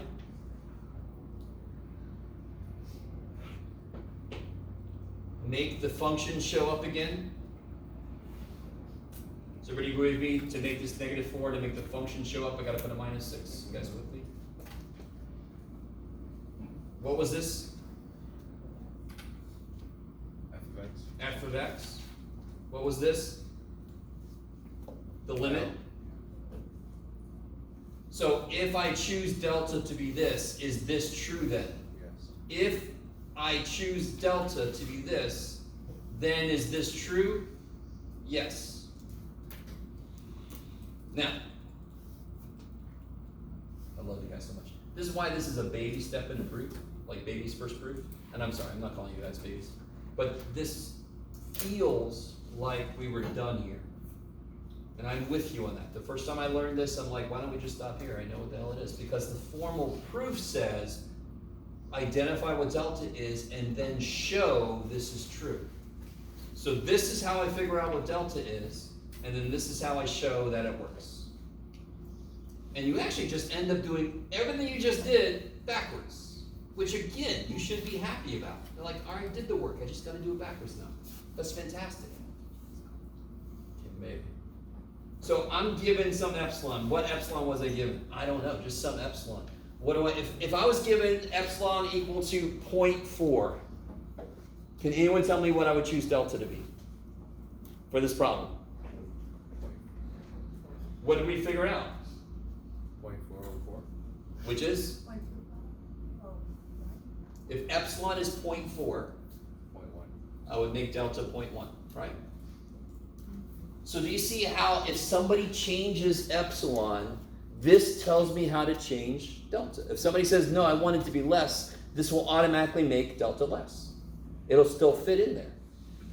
So somebody said something earlier, might have been you. I can't remember, a couple of you guys said something about delta and epsilon. How do they have to be equal? How do they have to relate to band? Now, real quick, do you guys notice something? What was the 4 in the original function? It was the slope, yes? So what do you think if I would have put 6x instead of 4x? What do you think would be here? Holy shit. Okay.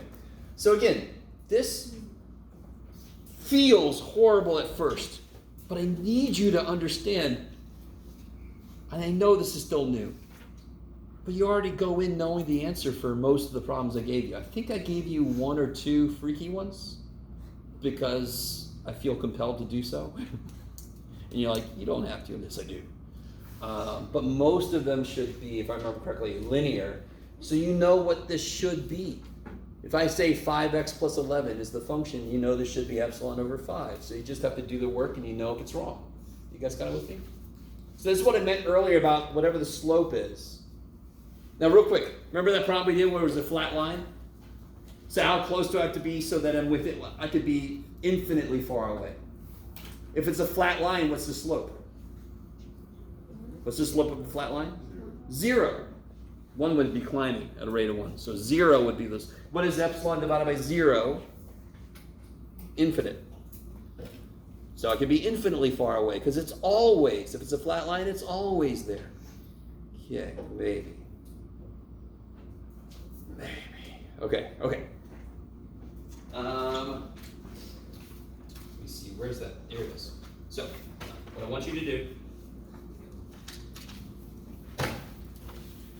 so I gave you an example here. It's another example, done by a computer so you have a chance to be able to read it. See my side work over here? And this is my proof. You see what I mean? I want you to do as much of this as you can. Go for it. Do this one.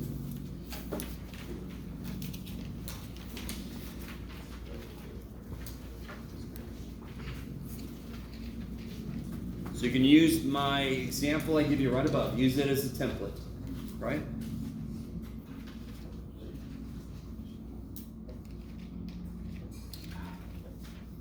Hey, ChatGPT, can you do this problem? Stop. You guys know about ChatGPT, right? No. Just to let you know, ChatGPT is based on internet searching, and internet searches lead to wrong things. So if you're typing problems into ChatGPT, it will often give you the wrong answer. So be careful. Photomath is even worse, so I know about Photomath. Photomath always does the same kind of thing, so I know when you're using Photomath, so don't. Okay, go ahead, sorry.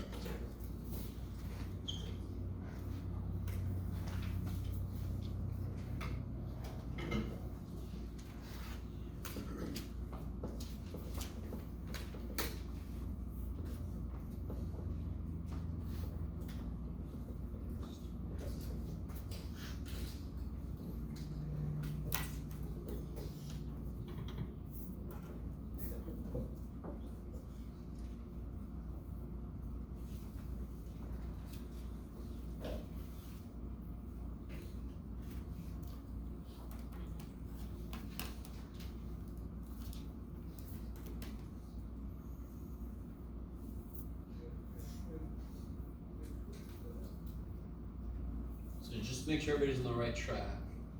You can do the side work very first thing, and then you start the proof. the side work tells you what to let delta be right there, right?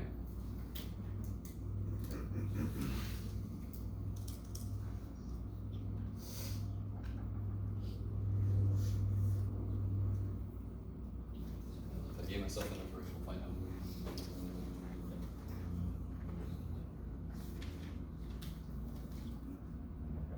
Let's stay.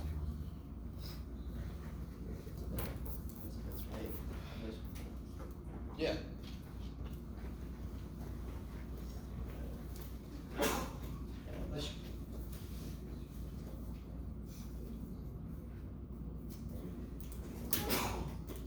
No, so the form of it is x minus.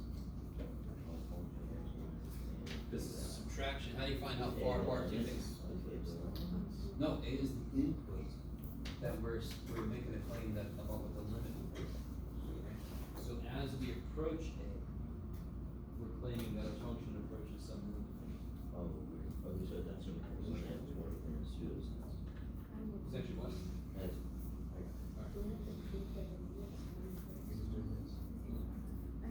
Say what?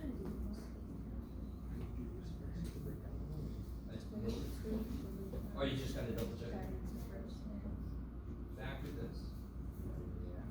It's 0 over 0, isn't it? Which means you have work to do before you can figure out the limits. So whenever you get an indeterminate form, that means something algebraic could potentially be done. So you're trying to verify my 20, you gotta factor the top. Keep going here. What's up? Oh.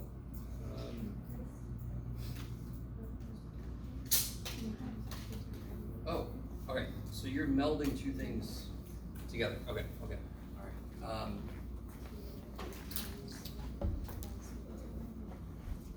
So you do not, it's not a part of this proof. Guys, up here, this is not a part of the proof. This is me just figuring out what the limit is algebraically, right? So why do you not have to do this step here unless you really want to, because I already told you the limit's 20. Now if you want to verify, because you know past Jeff has made mistakes. Past Jeff, oh my God, that guy, I'm not sure what's up with this guy. So you can try to do the limit, factor the top, verify it's 20, and you'll get 20. But that's not a part of the proof, right? So up here, I had to do this so I could figure out what my claim was, and I'm claiming that it's 24, and then this is how to prove it. You don't have to do that because they tell you it's 20. So somebody help me out. Just make sure everybody's on the right track here after that. In the side work, what's my first step? First step, you're gonna subtract the 24 from the initial doohickey and put the... Not the 24, because you're looking at the example. 20. Oh, Yeah. sorry. Yeah, So I want to take the f of x Yeah. minus the limit, And then and that's going to be less than epsilon. epsilon. So the funny thing is, the side work, I start with where I want to end up. Which you can. If you really think about it, it feels like I'm cheating. But what I'm doing is I'm constructing what delta has to be. Now you can do some shit. Now you can do like what I heard somebody say. I would definitely factor this, simplify this. Yes? No? Yes.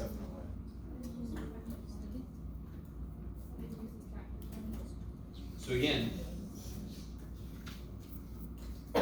function minus limit less than epsilon. So function minus limit less than epsilon.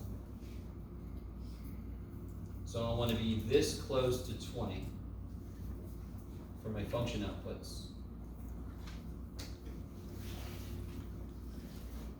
Just because I'm running out of room, you guys, what do you get when you factor this? You get 2 x plus 5, x minus 5. So the x minus 5's cancel, so you get 2x plus 5, right? So 2x plus 10, is that cool? Somebody with me on that? yeah. So then you get 2x minus 10. So just to cut to the chase, if I took a 2 out, it's positive, I can take its absolute value, so you can go ahead and divide by 2. What do I get when I divide everybody by 2? X minus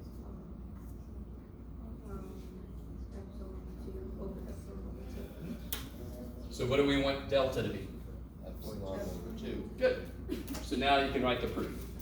So this whole side work is just calculating what delta has to be.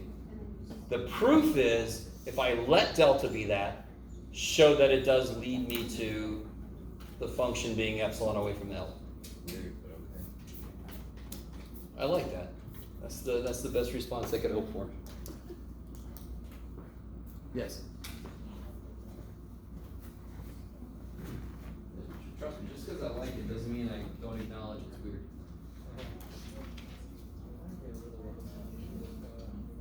Oh, so back to the top. So it looks like you're in the process of doing that. No. Take a 2 out. So it's x squared minus 4 pi.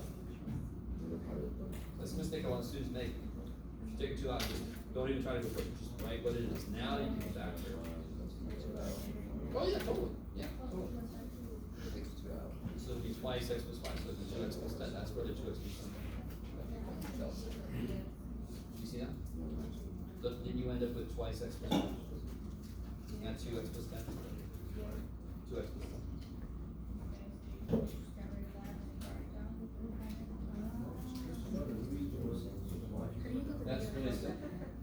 That's what it'll feel like. It'll feel like, and that's why it's nice and potentially frustrating. So it's both do the same time. It's nice because if you do it this way, you can do it that way. It's easy. You can do it backwards.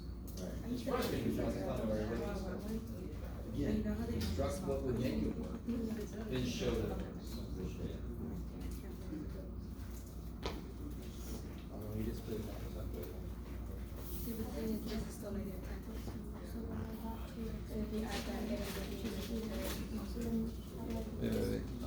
Okay, I'm with you.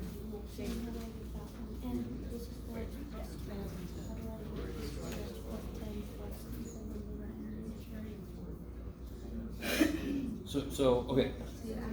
Here's your delta, right? Okay. So now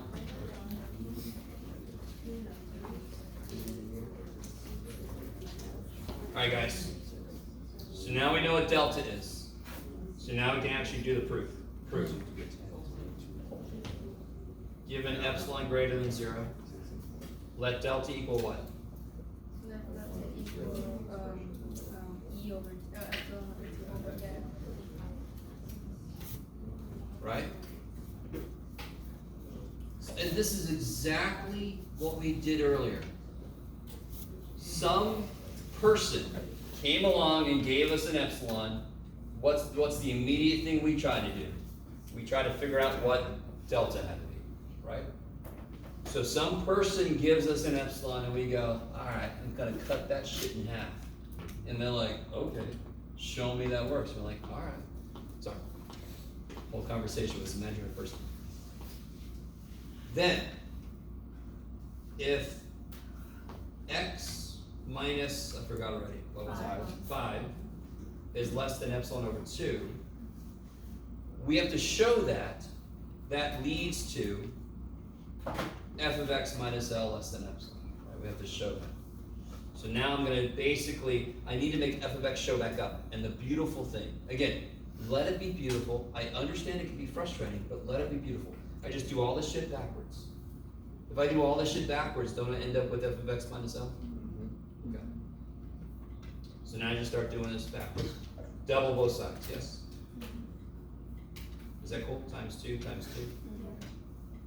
Then I can do plus 10 minus 20. Do you agree with me? If I saw a negative 10 sitting anywhere in the universe, if I wanted to, I can make that 10 minus 20. Do you guys understand what I just said? Why is that helpful here? Could you do this without that? No, I would totally understand. You're like, why would I know to do that? We know to do this because we already did it. We did it. At the same time, though, anywhere in the universe you see negative 10, you can replace it with 10 minus 20 if you want to. Sometimes it helps.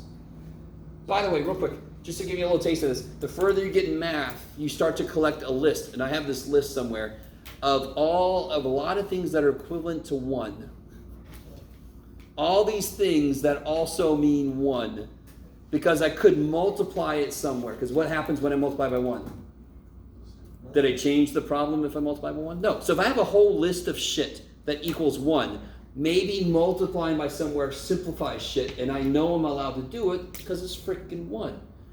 I don't know if this is with me, if you're with me. So anywhere in the universe, I could do this. Here, it's useful because now I can keep going. Now I can go back to here. Now I skipped a few steps to get to there, and that's fine, right? This would be the equivalent of, well, let me just do this step by step. 2x plus 5, right? Is that cool? Yes? Isn't that equal to 2x plus 5 like this? Factored? And then can't I, if I multiply the top by x minus 5, couldn't I multiply the bottom by x minus 5? Is that cool? How do I know to do that? Again, because I kind of already did it, but I skipped some steps here earlier, didn't I? So I'm just trying to show you some steps here. Okay. Isn't this 2x squared minus 25? I'm sorry, minus 50? Isn't this f of x minus L? I'm sorry, yeah. Minus L is less than epsilon. Isn't that what that is? Did we prove it then? If this is less than our selected delta, does that lead to our outputs being epsilon away from the limit? Yes. So then you say, done. Thank all the gods. Okay, thank this flying spaghetti monster, whatever God. Yeah, yes. Yeah, okay. Sure. So did you divide by the 2 x plus 5, or did you just rewrite that? Yeah. So 2x plus 10. I'm sorry, yeah. Yeah, like right. This line was just me underlining it, saying that's the part that's going to become our f of x. So then you just. So 2x plus 10. I factored it 2 times x plus 5. I multiply by x minus 5. Now again, real quick, guys. I skipped some steps here, just because I was running out of room and maybe I shouldn't have. But all those steps would be here. Yes, you would factor this. You would cancel the x minus 5. Yes. Maybe, right? So right here, if I wouldn't have skipped some steps, the next step here would have been 2 times x squared minus 25 over x minus 5, right? And the next step would have been factoring this, and the next step would have been killing the x minus 5, yes? So then over there, I would have just done all that shit in reverse. Yes? So then how does the x minus 5 become, like, go back on the bottom? This is what I have here, right? Yes. So I multiply top and bottom by x minus 5 because I'm allowed to do that. As long as I multiply it by the same thing, I'm allowed to multiply top and bottom, yes? What about the 20 then? Oh, okay. What 20? It's sitting over there. It's just sitting there. You don't have to include that? Why do I want the 20 here? Because that's the limit, yeah? I need the limit to be there, yeah? Okay. And again, I love you guys so much. You either need to let it be frustrating or let it be nice. And it can be both at once. All the work you need to do here, you've already done. Somebody pointed it out to me. They're like, hey, Jeff, did you know that we did all this? I'm like, I said that. Let that be nice, yes. So since you canceled out the x minus 5, you just added it back here? Yes. Okay. Everything I did here, I'm going to do in reverse here. The proof says, given an epsilon, find a delta so that x minus a less than delta leads to f of x minus L less than epsilon. If I don't do that, I haven't proven it. The side work tells me what delta is. The proof does what I need it to do. Yes? I don't understand how you got 2x plus 10. I didn't. Like, went from 2x minus 10 to 2x plus 10 minus 20. I don't get how. What's 10 minus 20? Oh, negative 10.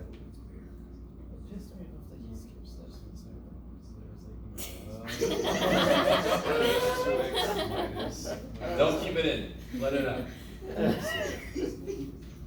No, so in regards to the comment that just happened, anytime I skip steps, dear God, just say, hey, what were the steps? I was just trying to get through something. Most of you guys had already factored the thing, so I was just kind of going from there. So yeah, anytime I skip any steps that you want, just tell me. Just where you took out the negative 5 minus 5, I was just like, what did you just do? Yeah.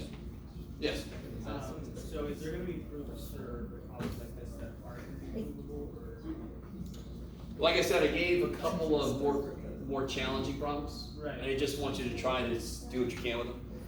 Can you guys imagine if it was, do you see how this was it ended up being a linear? Correct? Because it reduces to a linear. If I gave you an actual quadratic, this becomes infinitely hard. The minute the function is more than linear, the level of difficulty shoots way the shit up. You guys kind of with me? Huh? Right? You gotta find multiple. So I think there's one homework problem where I gave you something that's not linear. So if that's the only one you have trouble with, you're doing great. But it's still, Huh? still like provable or like. Totally, it's still provable.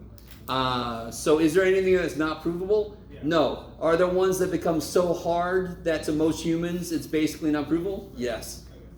I include myself in that shit. I can't do every one of these problems. Okay. So what's the problem here? Like, I'm not even sure if I can make one up right now. Anyway, it would be a very complicated function. If I asked you guys to create a very complicated function, do you feel like you could? For example, let me just give, ready? Natural log of the cosecant of square root of 5 minus 2 inverse tangent of x over 4 plus 7. You guys, real quick, guys. Do you guys know a lot of functions? X squared. Yes. Do you guys know a lot of functions? Yes. Yeah, that's been your whole career is learning functions, your whole math career. If I asked you to create a complicated function, what do? Just nest a bunch of those together, add them, divide by them, complicated function, right? So the more complicated the function gets, the crazy quick this gets that hard to do. At least. I appreciate that though. I like that. The beast is growing exponentially. Okay. Yes. Alright. So let's leave that behind for now. Try those out, come back with questions. Let's get into, we're going to do section, alright, let me point out a couple things. I skipped 2-4, and now do you guys understand why I did that? Yes. Okay. Just want to give you a little bit of breathing room before we did this. We already did section 2.5, but there's a couple of things in there I want to go over. Section 2.5 is all about continuity. Oh. One thing I want to do is I want to really point out, I said this in passing, but I want to really make this clear. Let me just show you in the book where this is. There are entire families of functions. This theorem right here is really important. Good old theorem 7. These functions are all continuous on their domains. What does that mean? So for example, can somebody give me an example of a rational function? Square root x. No, that's a radical function. X squared over 2 minus x. What is not in that guy's domain? 2. As long as I don't use 2, it is continuous everywhere. So every rational function is continuous on its domain. Would you not agree with me this is discontinuous at 2? Why is that okay? Because 2 is not even in this guy's domain, correct? So that's what that means. Every one of these types of functions they list in this box is continuous on their domain. I like it. It's just a good thing to know. Now some of this stuff I don't even bother to talk about because it's kind of silly. If I have 2 functions that are continuous, when I add them, they're still continuous. Is that surprising? No. Good. When I subtract them, ooh. When I multiply, what does this mean? We're going to see this quite a bit. What do you guys think this means? Well, it tells you up here, right? C is constant. So very creative math people are like, constant C. So whenever you see a C, most of the time it's going to mean constant. This is multiplying the 2 functions, it's still continuous. Now here, this could be one place where things go crappy. If f and g are continuous and I divide them, it's still continuous except where g is 0, of course, right? So that kind of just makes sense. In fact, we've already started to use this in a few problems we've done. So, what do I mean? Oh, really big one. that I want to say before I go too far and I forget about it is the limit. Let me show you. The limit as x approaches a of f of g of x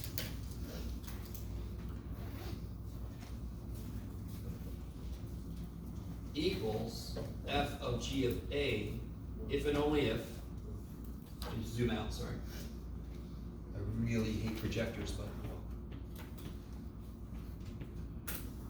if and only if g is continuous at a and f is continuous at g of a. So I'm allowed to plug shit into limits as long as the functions involved are continuous at those limits, at those points. So let me show you a concrete example. We've already done this, to be honest. Right. This is I think it's here. Is it theorem 8? Yeah, theorem 8. Just if you want to see it in the book. Theorem 8, down at the bottom of that page 120. So here's a concrete example. We've done this already. What is the limit as x goes to 3 of the square root of x squared minus 4? Let's see who remembers. Are you going to start doing conjugate shit? What are you going to do first? Plug it in. Hell yeah. Anytime I give you a limit question, do not start doing weird-ass algebra stuff. I will guarantee I'm going to give you at least one problem where if you just plug it in, it's going to be a number. Is a root function continuous on its domain? Yes. It was in that box, yes. Therefore, I can do this. I'm allowed to just plug 3 in. And what do you get when you plug a 3 in? 2.24. Root of 5. I want the exact answer. Yeah. Oh, square root of 5. I'm with you though. You're fine. I like. I like it if you only answer. There. Is everybody with me? Great. Yes. No. Whatever, Jeff. Okay. And then one kind of huge last thing. There's something called I want to see what your take of just the name of this is. It's called the intermediate value theorem.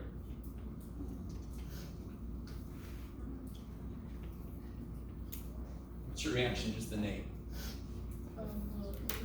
It's almost hard to tell you.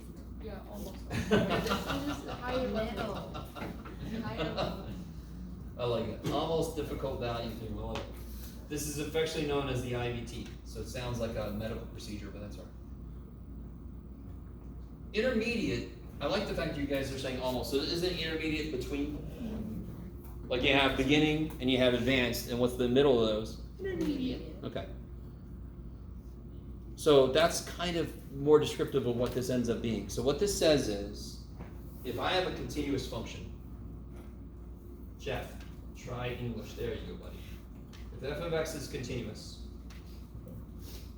on a to b, let's say,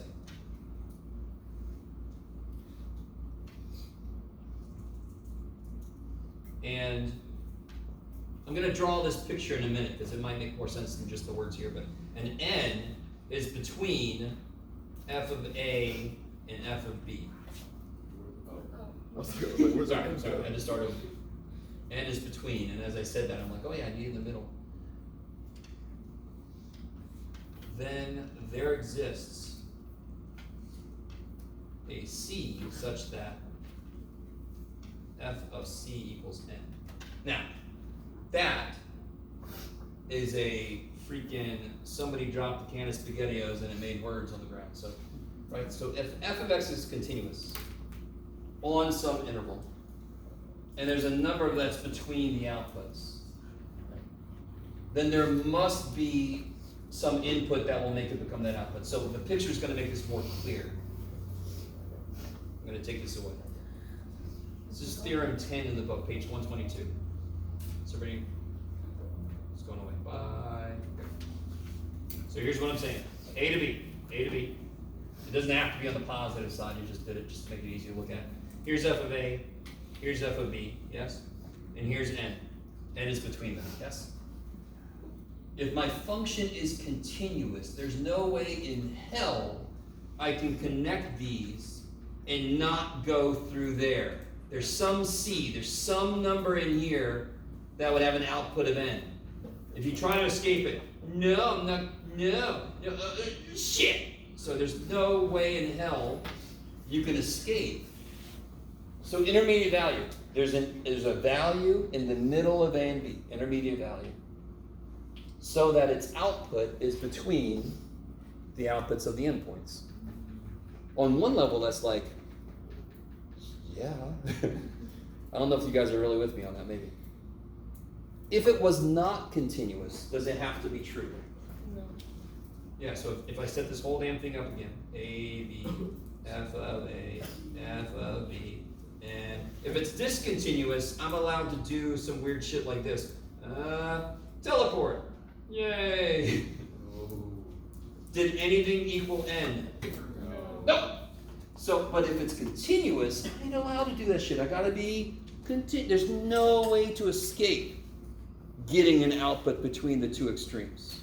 So, you got a few more of you with me that sort of is like, well, yeah. That theorem is sort of like, yeah, okay, maybe. If not, that's okay. Now, this intermediate value theorem by itself, again, is not that monumentous. Again, it's like, well, of course. But it's used to prove other theorems later. So if we didn't have this in place, we can do other shit. Yes? I think you just answered my question. I was gonna ask why is this important? There you go. It's kind of like a baseline. It's kind of like setting up little pieces that I'm going to use later. By itself, this is not very impressive. But let me take that back a little bit. If I have a function, let me see if I can make one up that'll work. Blah, blah, blah, blah, blah, blah, blah. Can you do it, Jeff? I don't know.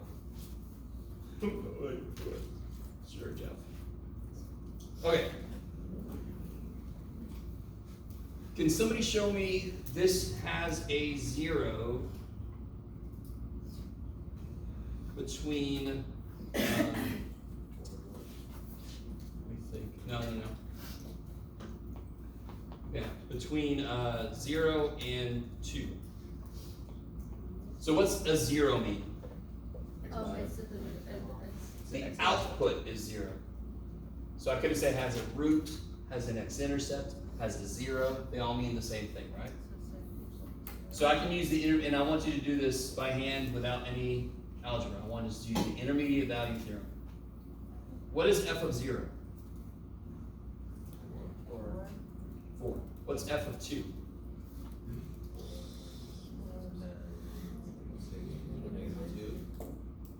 Negative 2. Is this function continuous? Is this function continuous? Yeah. Yes. Yeah. So at 0, it's 4. And at 2, it's negative 2. Does there have to be an x-intercept? Why? Because it's continuous?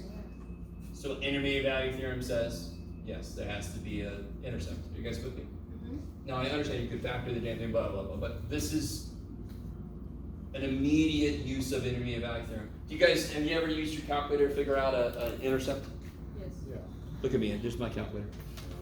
It uses this principle to help it hone in. That's why on your TI, when you find an intercept, don't you have to give it a left bound and a right bound?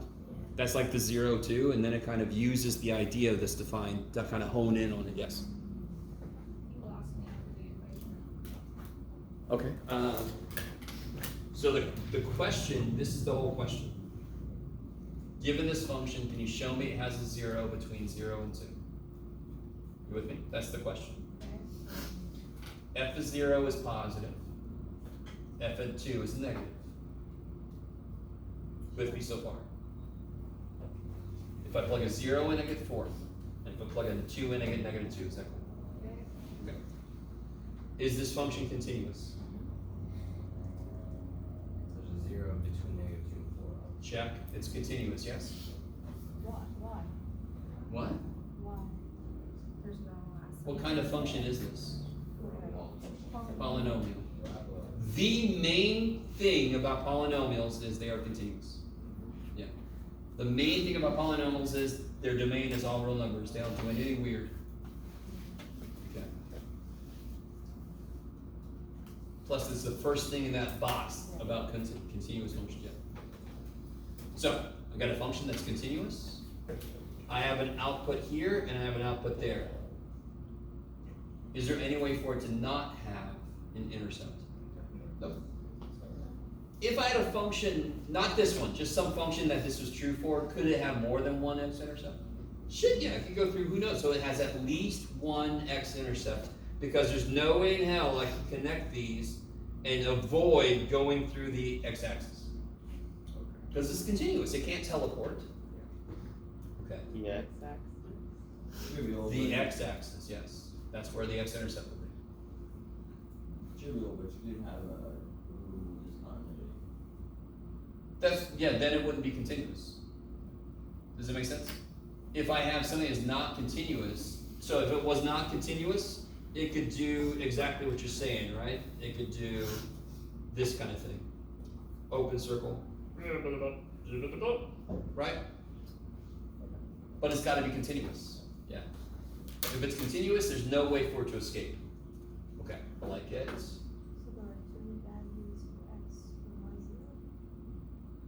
No, there's at least one.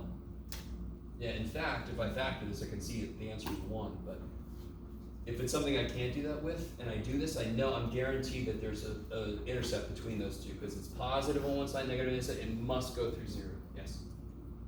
And what would be something that's not continuous? Can somebody give me a function that's not continuous somewhere?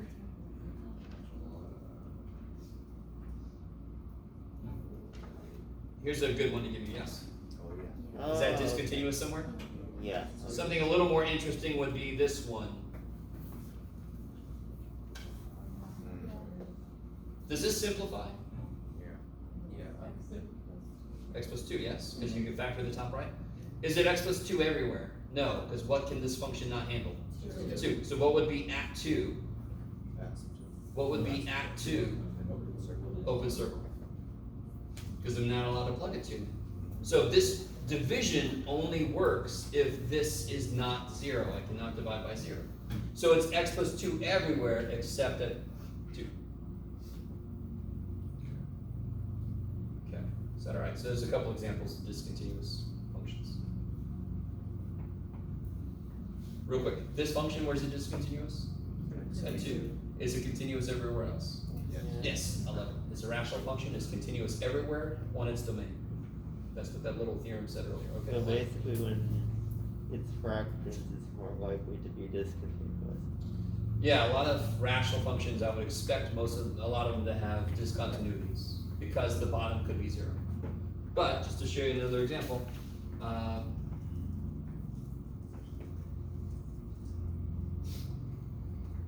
is this discontinuous anywhere? No. And we're only using real numbers, by the way, unless you want to start graphing complex numbers.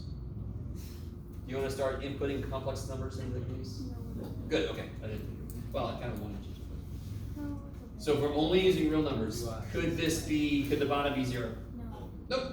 So this is continuous everywhere. So this is what I mean. So just because it's rational does not automatically mean it's discontinuous somewhere. It just has a place where it could be. If it's a polynomial, could it be discontinuous? Hell no, it's part of its definition. They're nice. They're these nice little Loch Ness monster looking dudes, yes? Okay. Okay. Yes? What do you call functions that have denominators? Well, I was using polynomial, but you just said. What's another name for fraction? It's a what of two numbers? Ratio. So we call them rational functions, rational numbers, yeah. Okay. It's crazy sauce. Okay. So that's 2.5. We did the continuity worksheet, and definitely compared to epsilon delta stuff, I think you guys are cool with continuity. But, you know, I can't compare everything to epsilon delta because you're like, I like everything then. Is anyone cool with epsilon delta? It's not bad. Thank you for that. Even if you're lying, it's okay. I know you're not lying. I'm sorry. I didn't mean to accuse you. Okay. The nice thing with section 2.6.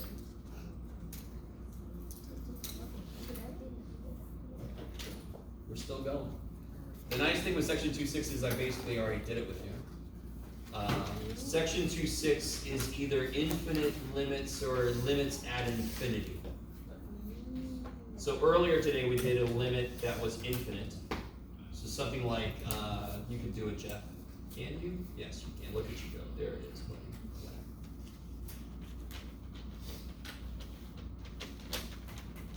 How do we know there's going to be an infinite limit?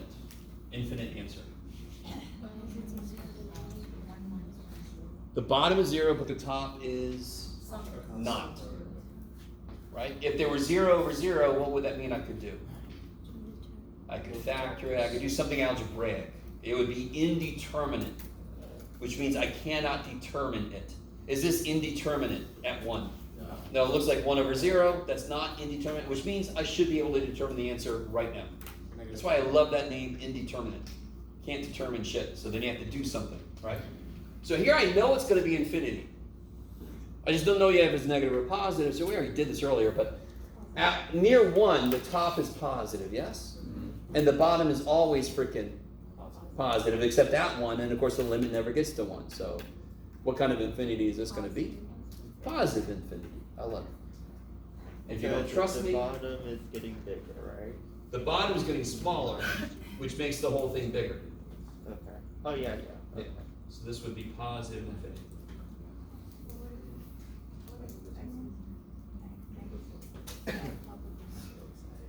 Do it again, sorry. Oh, so what if I had this? Let's say, oh. I wouldn't be, I'm sorry, it wouldn't be negative. I think your question is something like this. What if I had this? Okay, how is this different?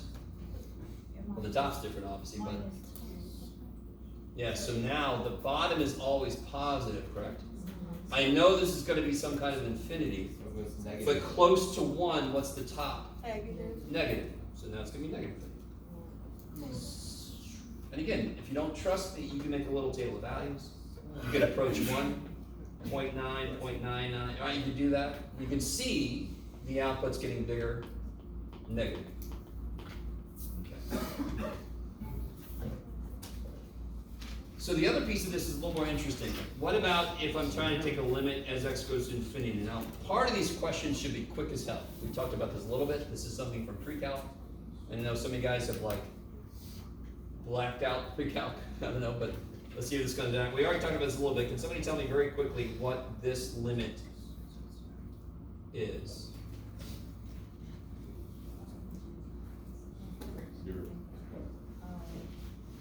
I got to vote for 0. Fellas jumping on the 0 bandwagon.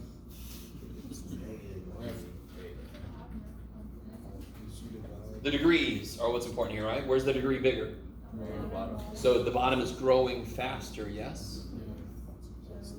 Which means that if I'm dividing by bigger, the whole thing's going to 0. You guys with me? Do you guys agree the top is growing, yes? But the bottom is growing faster. It doesn't matter it's negative, to be honest, because the whole damn thing's going to 0. Negative 0 is 0. This is neither. Because it's got a combination of odd and even powers. But the idea of symmetry doesn't come into play here. Doesn't matter. No, there was like something I read, it was like, if the top and the bottom are even, then it's... Oh, well there you go, okay. If the top and the bottom are the same degree, not even. So everybody understand this is 0? Yeah. So every time it goes to infinity, is it always going to be 0? No. Here. Okay, limit as x goes to infinity. 4x squared plus 5x minus 7 over 6x squared minus 2. The degrees here are the same. Is either one of them growing faster than the other one then? They're lockstep. I've already shown you an example. By the way, that's a 5. It's not a square root. That would be really weird. I've already shown you an example. Let's do this because I'm going to show you a weirder problem here in a minute. If I divide top and bottom by x squared, very quick side note, what's the only time I'm not allowed to divide by x squared? If x could be 0. What am I letting x do? get really big. So could x be 0? No, so I'm allowed to do that shit. Yes? Somebody might ask, why am I doing it? But then I'm like, were you here when I did this before? So if I divide by x squared, is everybody cool with this will be 4? 1x cancels, so I have 1x left. No x's cancel, so I have both x's left. Is that cool?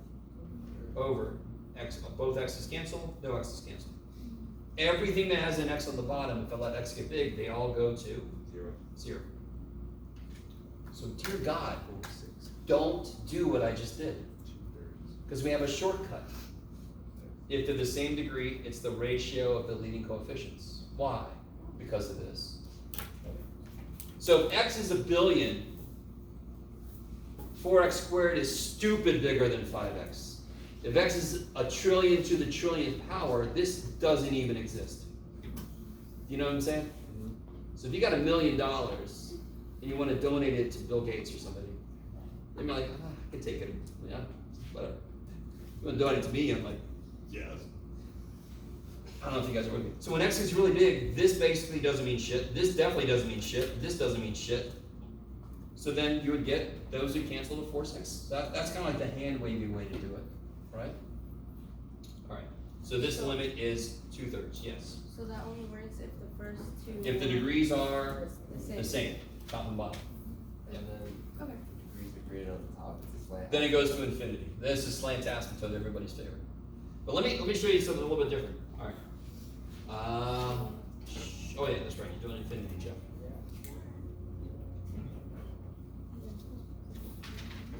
What do you got, Jeff? Okay, why is this a harder question? There's that two. It's trying to be a 5. Yeah, so it's not polynomial. It's not truly a rational function because a rational function is defined to be a ratio of 2 polynomial functions. But, let me see if you guys are cool with this. What's the degree of the bottom? 1. Does anyone know what the degree of the top is? And it's not 2. 1/2 of 2. So the top degree is also 1. Now, so let me show you the long-ass way to do it, and then I'll show you the shortcut. As per the usual for math teachers, right? If I divide, what's the highest power on the top and bottom? Don't get it wrong. It's not squared. It's x. Good. Can I divide this by x? To divide two things, don't they have to have the same root? You with me? Can I do square root of 10 divided by square root of 2? What's that? What's the square root of 10 divided by 2? That. Can't do shit with that, yes? I can only divide things that have the same root. You guys with me? So I'm going to divide, what's another way to write x? Square root of x squared. Now can I divide these? Yes, okay. So limit as x goes to infinity. What happens on the inside here? These cancel. 1x cancels here and the other x is still alive down there. Is that cool? Over 2 minus 1 over x. Is that cool?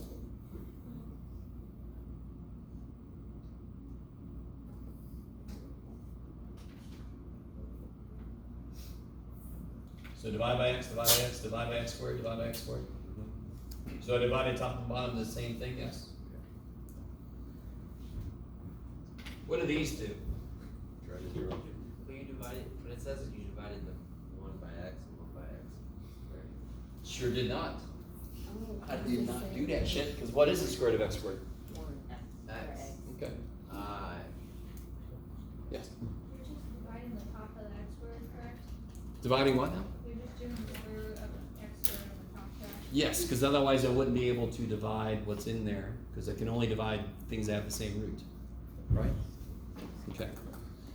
You guys remember what I just said earlier? This is the long ass way I'm going to show you a shortcut. Okay. What do I get then? Square root of 5 over 2. Okay. From the beginning I knew that shit. What's the degree of the top? 1. Because the square root of squared is 1. What's the degree of the bottom?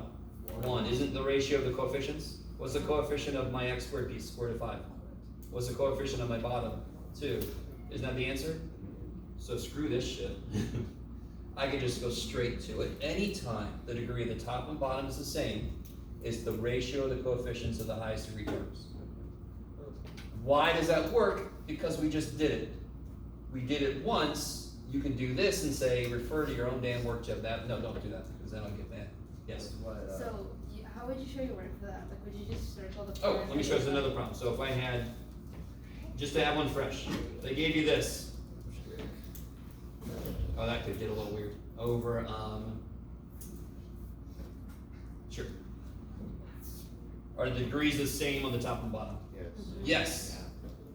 Because the top is not squared because it's being square rooted. I love it. So it'll be square root of 3. The coefficient of the highest degree term at the top. What's the coefficient of the highest degree term on the bottom? -2. Done. Isn't that, that's also the horizontal aspirator? Yeah, this would be the horizontal asymptote. Yeah. And graphs can't go, and to clarify, graphs cannot go through, can go through the horizontal aspirator. Yes, they can pass the horizontal asymptote an infinite number of times. But I saw one earlier today that we had that did it. Yeah. What's up? Sorry. Okay, so it's the same power, right? It's basically. Because the square root of a square would be the first power, and this is the first power. Exactly. If the If I would have put a 3 there, I mean, you still ask. the top power is higher, it would go to infinity. Yeah. Okay. And then if the bottom is higher. Then it goes to 0. Right? At the bottom degree, guys, if I would have made it this instead, Then we have to show them. the bottom power is higher, so the whole thing goes to infinity. 0. I like that. You were close. You're Just only on. write it as that. Just write it as that. Guys, so you gotta remember those. Does anyone remember those from pre-calculus? The 3 situations for horizontal asymptotes? Yes. 0, the ratio of the leading coefficients, or everybody's favorite slant, or oblique, depending on Long division. long division. It's always fun. Yeah. So common is like the answers which is not really common. Is it limited? The limits, yeah. Yeah. So what's the limit of this function as it approaches infinity? Square root of 5 over 2. Yeah. All right. Last thing for today. Let me see. Oh, shoot. Yeah, I'm not gonna let you out too early today, but don't do stuff. Because I gotta get through 2 more things. The, almost the last thing. Almost not. Yeah. Let me just write this down and see what you guys think.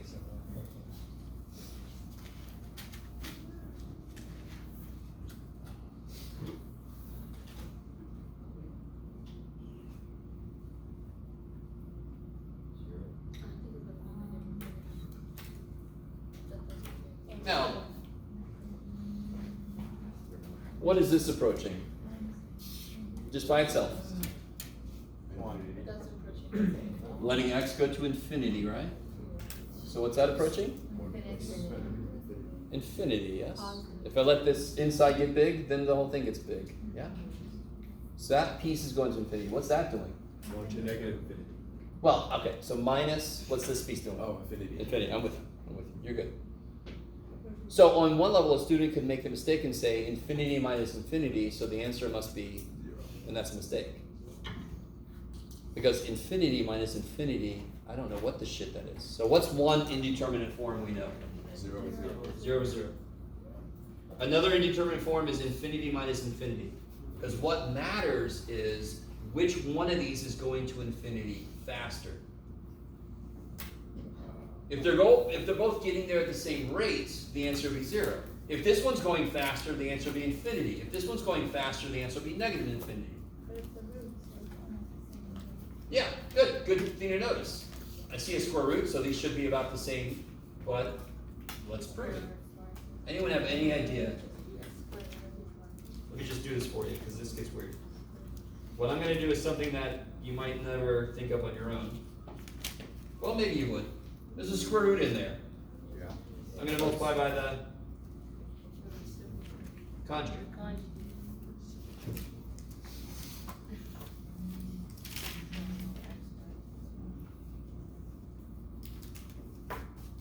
So I'm gonna get, what's the square root of x squared plus 1 times the square root of x squared plus 1? X squared plus 1. Minus this plus this, the middle terms cancel like we wanted. Minus x squared, is that cool? So these cancel.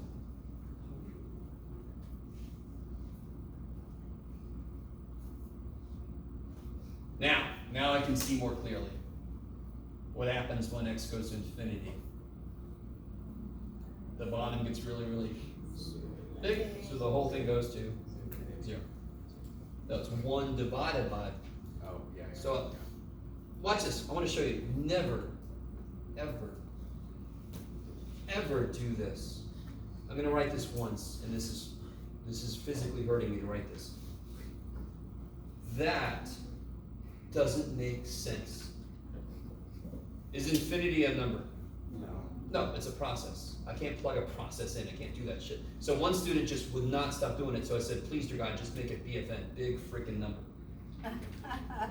So he liked that shit. He's like, yeah, because now 1 over big freaking number is 0.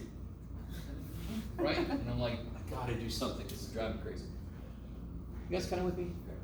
It's okay to do this. What form is this in? If you put it in parentheses, you're just telling me what form it's in. It's in the form 1 over infinity. I'm not claiming that it equals 1 over infinity. That doesn't make any sense. Okay. I like it. I like it. Okay.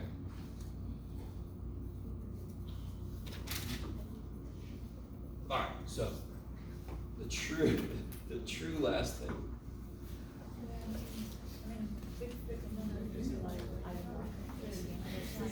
18 trillion to the trillion to the trillion to the trillionth power. That's a big freaking thing. Compared to infinity, though, 18 trillion to the trillion to the trillion to the trillionth power is not like it. Yes, sorry. What's up? Wait, so what was the answer for that problem? 0. Okay, so 0. Yeah, because the bottoms get big. Okay. So somebody pointed out, and this is a good thing to realize, that's basically x. Yeah. Minus x. So I expected the answer to be 0, but I can't make that declaration because I'm not certain. This is how you prove it's 0. So from the beginning, I'm pretty sure this is going to be 0, because this is basically x. Minus x, that's 0, right? Okay. This is how you prove it's 0. Okay. Yeah. You're going to get problems in the book that kind of look like this, but the answer won't be 0. Okay. So you got to be careful. Yeah. Yes? So then, infinity plus infinity is equal to 0? No. Infinity plus infinity is not indeterminate. Because infinity plus infinity is infinity. Right? It's like ultra infinity. No, it's infinity. Yeah. Does that make sense? Infinity minus infinity is weird as shit. So since infinity is a process, it depends on which piece is getting to infinity faster, right? So real quick, if the problem would have been this instead,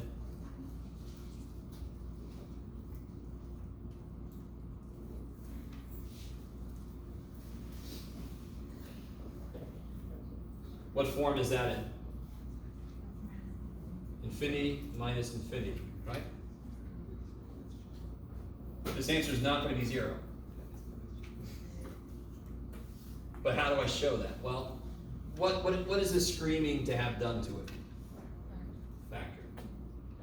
So if I take an x out, I get x squared minus 1, yes? Yep. And then that's x plus 1, x minus 1, is that all right? Yep. Just to cut to the chase. What's the limit of this piece? 0. I'm letting x go to infinity. So what's x going to? Infinity. Times, what's this doing? Infinity. Which is infinity. And what's this? Infinity. So what do you think the answer is? Infinity. So you will see some problems like this, and there's no radical, so it's not a conjugate. You just, if you factor it, then it's not subtraction, it's multiplication. Infinity times infinity is like infinity plus infinity. That's freaking infinity. Yeah. So how come x minus 1 is negative infinity? Oh, because it's big ass positive minus 1. Does that make sense? Yeah. If it was negative x, then it would have been negative. So if I would have done x minus x cubed, that would have been negative infinity. Is that cool? Because this would have been 1 minus x. Is that, sorry? Okay. Okay. How you guys feeling? Compared to, so, I could kind of say that I show you upside delta so that everything else seems better, but no. sure did. It's a summer class. It's crazy. Things are flying fast. So, this is the true last thing. So, fifth topic, last hour. Does this look familiar to anybody? Yes. Okay. So just to remind you guys, all this is the absolute fundamental idea behind the first part of calculus. That's all. So it's just, and the funny thing is, this is just algebra taken one step up, right? y2 minus y1 over x2 minus x1. That's all this shit is. Limits are weird, but they're nowhere near as weird as other things. Limits are not that bad. You guys, anybody agree? If I give you a graph with all this shit, can't you find the limits? Do you feel pretty confident about, if I give you all these things, open circles and stuff, you can find the limit? You feel pretty good? Yeah, you're like, give me a lot of that. You should be there, right? So it's kind of interesting that the most important first thing in calculus is actually relatively simple. It's algebra just taken to its next step. Now, I'm not trying to make you feel bad if you're like, I have a lot of trouble with that. But that's all this is algebra with like a limit idea thrown on it. So, what we haven't done yet is we haven't found the limit, we haven't found the derivative, I'm sorry. Ooh. We haven't found the slope of a function at every point. So, and you guys know the first thing is derivative, but, so we found a slope of a function at a point. We've done that. But now I want to find the slope of a function just period. I just want to know the slope everywhere. So the slope of a line is a number. The slope of a curve is going to be a function itself. I love it. So let's see how this works. I'm going to just do one example, then we're going to just run away, right? Run away. So an example. What if f of x is x squared? Can you guys take a moment and construct for me what we need? I need f of x. Do I have it? Yes. Yes. What else do I need? F of x plus h. F of x plus h. Take a moment, construct that for me. Because I need that to plug in here so I can build this shit. So you're gonna help me. No.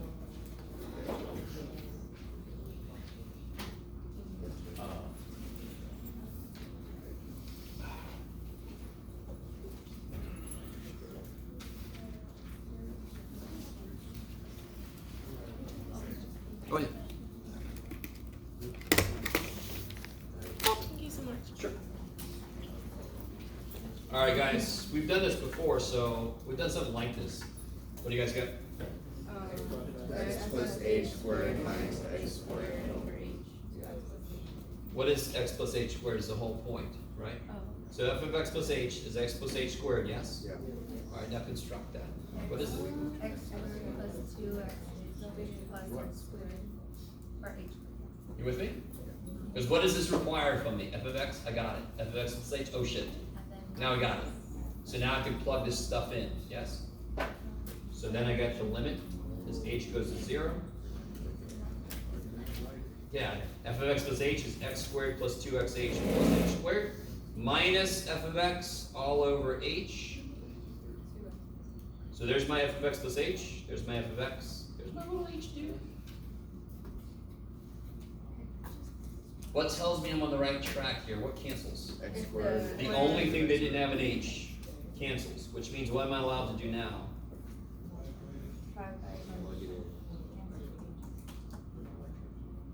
Yeah, that loses an h and that loses an h. So now this is 2x, don't forget your limit, Jeff. 2x plus h, yes? Is that all right? And now if I let h go to 0, this is the easiest limit we've done yet. What happens when you let h go to 0? You get 0. You get 2x. Oh yeah. Do you guys notice something? Yep. Watch this real quick. You're all like, is this guy ever going to tell the truth? No. Slope back here should be what? Tell me one thing about the slope back here. Should be negative. We just figured out that for x squared, the slope at any point is 2x. So if I'm at the point -1, what is the slope? -2. Yeah, so the slope, let me just give you this notation, you ready? The function is x squared. The slope, which is called the derivative, you rewrite that with a prime, f prime. It's not a 1, so like, we can do a second derivative which would have two little things, prime. F prime is 2x. So if I'm at -1, what's the slope? F prime of -1. I get what exactly? -2. That's exactly kind of like what I would expect.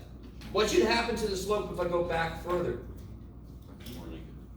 Should get bigger, negative, yeah? And sure enough, 2 times -2 is -4. What should it be here at 1? 2. Positive. So sure enough, when we plug a 1, I get 2. What should it be right here at the bottom? It should be flat. And sure enough, if we plug a 0 in, I get 0. This function is a function in its own right, but it describes the slope of x squared at every point. Why is it not a constant? Because the slope is constantly changing. So of course it's a function. Lines gotta have life easy. Every freaking point's the same damn slope, right? That's why algebra, slope is 5. Yeah. Here, slope is gonna be some function. Oh, I'm sorry, guys. I've had this up here forever. You should have said something. Get used to it. Oh, no. Don't get used to it. Gosh, I'm not that evil, am I? I am. That'll be all right. Yes? So if we were to do one of these problems, can we just stop after we get 2x? If the problem just said find the derivative, yes. Okay. If the problem said find the derivative and then find the equation of the tangent line through 1, then you have to figure that out. Yeah. So that's what we're going to do next. That's enough for today. That's so desperately enough. Go have a good weekend, recharge, get some math done. Monday's a quiz, right? Yeah. Yeah. Paper? Yeah, go ahead. Go take a look, whatever you want.